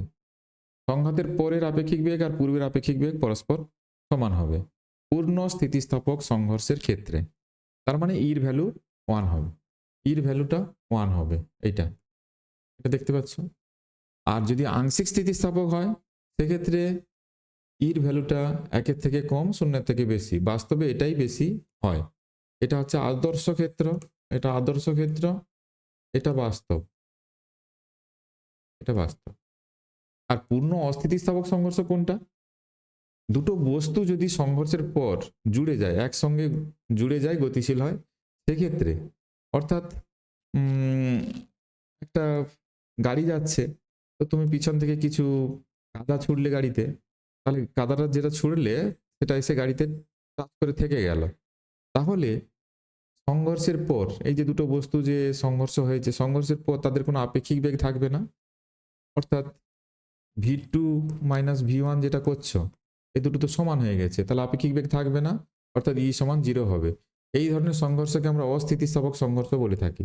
অস্থিতিস্থাপক সংঘর্ষের ক্ষেত্রে ই ইকুয়াল টু 0 হয়। এই তিনটা ভ্যালু, এগুলো খুব সহজ প্রশ্ন হলে এমসিকিউতে এগুলো দিতে পারে, না হলে খুব একটা দেয় না। আচ্ছা, স্থির অনুভূমিক তলের সঙ্গে পতনশীল বস্তুর সংঘাত, এখানে বিষয়টা এবারে দেখি। তাহলে আমি যেটা এখানে এটা মুছছি, আমি এখানে দেখিয়েছি ছবিটা, বস্তুটা নিচের দিকে পড়ছে। তাহলে এখানে প্রথম বস্তু হচ্ছে এটা, দ্বিতীয় বস্তু হচ্ছে এখানে ফ্লোর, মেঝে যার উপর পড়ছে। তাহলে স্থিতিস্থাপক গুণাঙ্ক যেটা বা সংঘাত গুণাঙ্ক যেটা, সংঘাত গুণাঙ্ক ই, ইর ভ্যালু ই সমান তাহলে কি লিখা হয়, v2 minus v1 by u1 minus u2। এই বস্তুটা যখন পড়ছে, জাস্ট ভূমি স্পর্শ করার পূর্বে বেগ হচ্ছে u1, আর এর বেগ, এটা তো সেকেন্ড বডি, এর বেগ হচ্ছে u2 ধরবো। এবারে সংঘর্ষের পর এর বেগ ধরবো v2, আর এর যে উপর দিকে বেগ সেটা ধরবো v1। ধরা যাক এই বডিটা এই ঝাড় থেকে পড়ছে এবং এ ধাক্কা খাওয়ার পর স্মল এইচ হাইটে উঠছে। তাহলে এই বডিটা যদি এই হাইট থেকে পড়ে, এই বডিটা যদি এই সাইড থেকে পড়ে, ভূমি স্পর্শ করার পূর্বে তার বেগ কত হয় আমরা জানি, u1 সমান √2gh। আবার সংঘর্ষের পর এই বস্তুটা যদি স্মল এইচ হাইটে ওঠে, তাহলে এইখান থেকে যে বেগ নিয়ে সে উপর দিকে উঠছে সেটা হচ্ছে v1 সমান √2g স্মল এইচ, এটা হয়। এগুলো আমরা ওয়ান ডাইমেনশনাল মোশনে পড়েছি। এখন স্থিতিস্থাপক সংঘর্ষ গুণাঙ্ক বা সংঘর্ষ গুণাঙ্কের যে রাশিমালা, এটা কি লিখব? তাহলে প্রথমে লিখি v2 মাইনাস v1। এখানে v2 মানে ফ্লোর, এটা সবসময় 0, u2 ইকুয়াল টু 0, তাহলে 0 মাইনাস, আমি নিচের দিকের পড়াটাকে যদি প্লাস ধরি, এর গতিটা ডাউনওয়ার্ডে যদি প্লাস ধরি, তাহলে আপার মোশনকে আমরা মাইনাস দিয়ে লিখব। তাহলে বস্তুর উপর দিকে উঠছে v1, তাহলে v1টা মাইনাস এবং তার ভ্যালু কত, √2gh। তাহলে বস্তুটা ধাক্কা খাওয়ার পর উপর দিকে যে বেগটা পেয়েছে সেটা v1 সমান আমি তো ওই তো দেখিয়েছি √2gh হয়, এবং সেটা উপর দিকে, নিচের দিকে নামাটা যদি প্লাস হয়, উপর দিকে ওঠাটা মাইনাস, তাহলে মাইনাস দিয়ে লিখেছি। আর সূত্র অনুযায়ী v2 মাইনাস অফ v1, তাহলে এখানে একটা মাইনাস সাইন আছে। নিচের দিকে তাকাও, এখানে u1 মাইনাস u2 আছে। u1 সমান কত? u1 সমান কত আছে? রুট ওভার 2gh, ওটা প্লাস, মাইনাস u2 মান কত? 0 বসিয়ে দিলাম। তাহলে এটা মাইনাস মাইনাস প্লাস হয়ে যাবে, পড়ে থাকবে কি? রুট ওভার 2g, উপর নিচে কেটে যাবে, এখানে small h by capital H, এটা পড়ে থাকবে। তাহলে ওটাকে যদি উভয় পক্ষে স্কোয়ার করে দিই, তাহলে h সমান হচ্ছে e square into capital H। এটাই হচ্ছে এখানে ওই বস্তুটা সংঘর্ষের পর কতটা উঠবে তার সঙ্গে বস্তুটা কত হাইট থেকে পড়েছিল তার মধ্যে সম্পর্ক। এখানে ইটা তাহলে এখানে সংঘাত গুণাঙ্ক, কার সঙ্গে? মেজের সঙ্গে ওই বস্তুর সংঘাত গুণাঙ্ক।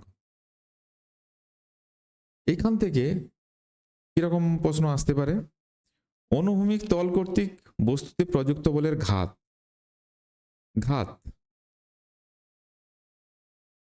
ঘাত সমান কি হয়? ঘাত সমান হয় ভরবেগের পরিবর্তন। ঘাত সমান, এখানে প্রযুক্ত বলের ঘাত বের করতে বলেছে, আমরা জানি ঘাত সমান ভরবেগের পরিবর্তন। তাহলে ঘাত সমান ভরবেগের পরিবর্তন, তাহলে এটা আচ্ছা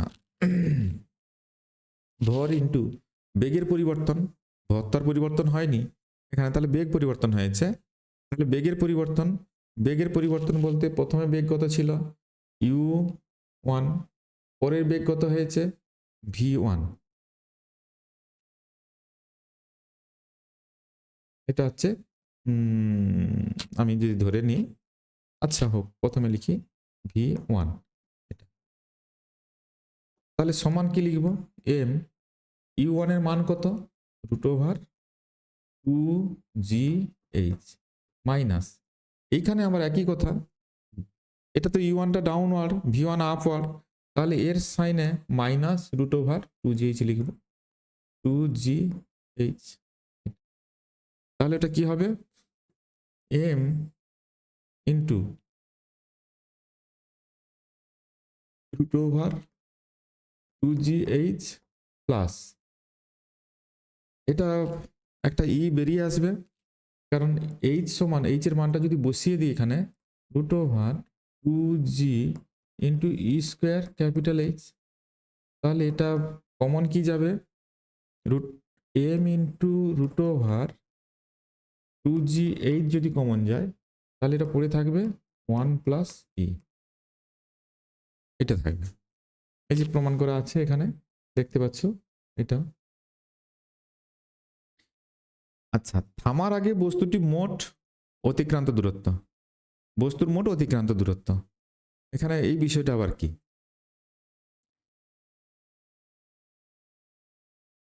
তাহলে আমি এগুলো মুছে এবার বলছি। দেখ,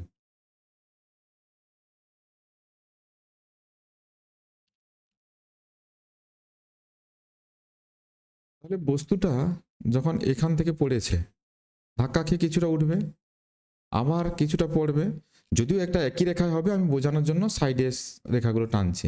উঠলো, আবার পড়লো, আবার উঠলো, আবার পড়লো, এইভাবে তার হাইটটা ক্রমশ কমতে থাকবে। এটা পড়বে, এখানে ধাক্কা খেয়ে আবার উঠবে, এইভাবে পড়বে, আস্তে আস্তে এক সময় রেস্টে আসবে। তাহলে এক্ষেত্রে এই হাইট থেকে যদি পড়ে, ধাক্কা খাওয়ার পর ছোট এইচ, ধরো এটা h1 হাইটে উঠছে, তাহলে h1 হাইটে নামবে, আবার এটা ধরো h2, এটা তাহলে h2, এইভাবে চলতে থাকবে। টোটাল অতিক্রান্ত দূরত্ব যদি s বলো, তাহলে h plus 2h1 plus 2h2 plus dot dot করে চলতে থাকবে।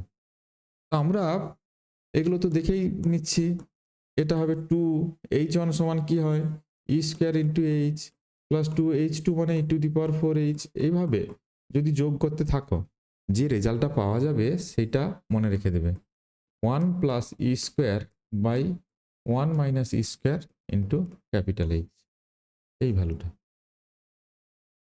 টোটাল অতিক্রান্ত দূরত্ব স্থির অবস্থায় আসার পূর্বে, এই ভ্যালুগুলো মনে রাখবে। এটার সিরিজ আছে, সেই সিরিজের ভ্যালুটা এটা আসে, আমি আর অত বেশি লিখছি না তোমাদের, সেখানে প্রগতির ব্যাপার আছে, সেগুলো নিয়ে আবার জটিলতা তৈরি হবে, তার থেকে আমার এক্সপ্রেশনটা এটা আসবে। আমি এখন দেখে নিচ্ছি, এটাই মনে রেখে দেবে, 1 plus A square by 1 minus A square into H. আর একটা আছে স্থির অবস্থায় আসার জন্য কত সময় সে নেবে, এটাই স্থির অবস্থায় আসার আগে সময় বা টোটাল উড্ডয়নকাল।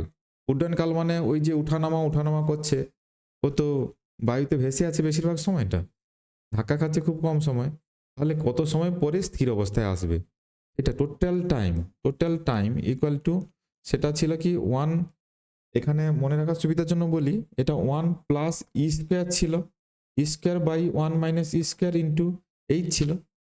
এটা কি আসছে দেখো, এটা সমান 1 plus E by 1 minus E, এখানে স্কোয়ার নেই, into into root over 2h by G, ওটা তো টাইমটা একবার ওঠানামার জন্য ওই প্রথমবারে পড়ার যে টাইমটা, এটা রুট ওভার 2h বাই জি, মানে এটা এই সাইড থেকে পড়তে কত সময় নেবে, এইচ সমান ইউটি প্লাস হাফ জি টি স্কোয়ার সূত্র ছিল, স্থির অবস্থা থেকে পড়ছে, এটা নয়, তাহলে টি সমান রুট ওভার 2h বাই জি, সেই টাইমটা প্রথম অবস্থায় পড়তে যে সময়টা নিয়েছে সেই সময়টা এখানে গুণ আছে, তাহলে টোটাল টাইম সমান 1 plus E by 1 minus E into root over 2h by জি।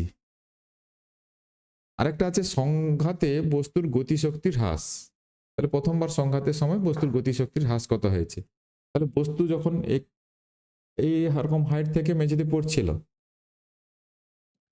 তাহলে তার এখানে যে স্থিতিশক্তিটা ছিল সেটাই গতিশক্তিতে রূপান্তরিত হয়েছে, কারণ এখানে এটা কনজারভেটিভ ফোর্স আছে, তাহলে এম জি এইচ এটা ছিল তার গতিশক্তি, তাহলে ধাক্কা খেয়ে সে কতটা হাইটে গেছে, স্মল এইচ হাইটে গেছে, তাহলে তার এখন কত শক্তি আছে, এম জি স্মল এইচ শক্তি আছে, তাহলে এই ধাক্কার জন্য কত শক্তি কমে গেছে, তাহলে এটাই হচ্ছে বস্তুর গতিশক্তির হ্রাস, বা এখানে তো টোটাল শক্তির যে চেঞ্জটা সেটাই বের করছি, তাহলে M G H minus M G H সমান E square into capital H সমান এম জি এইচ, যদি কমন দিই এটা হবে 1 মাইনাস ই স্কোয়ার।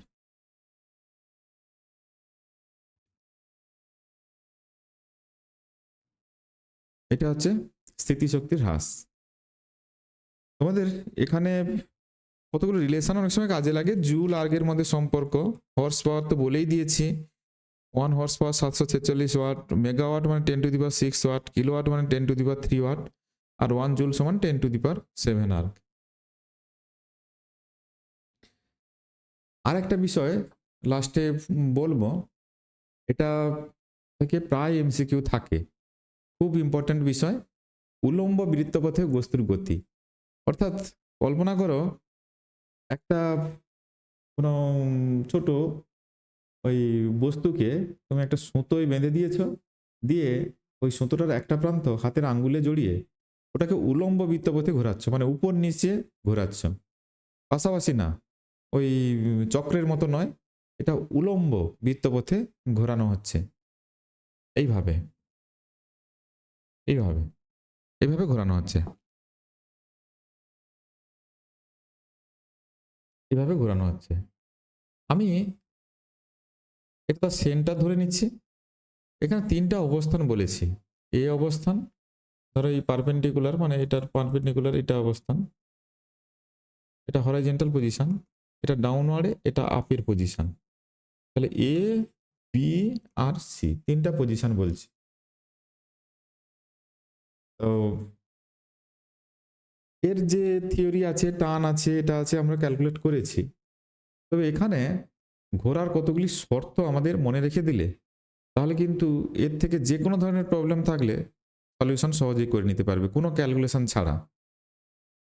এখানে এই বস্তুটা যখন ঘুরছে বৃত্তপথে এভাবে এভাবে ঘুরছে, সেক্ষেত্রে এ বিন্দুতে বস্তুটির বেগ ই এ সমান রুট ওভার এন ইন্টু জি ইন্টু আর,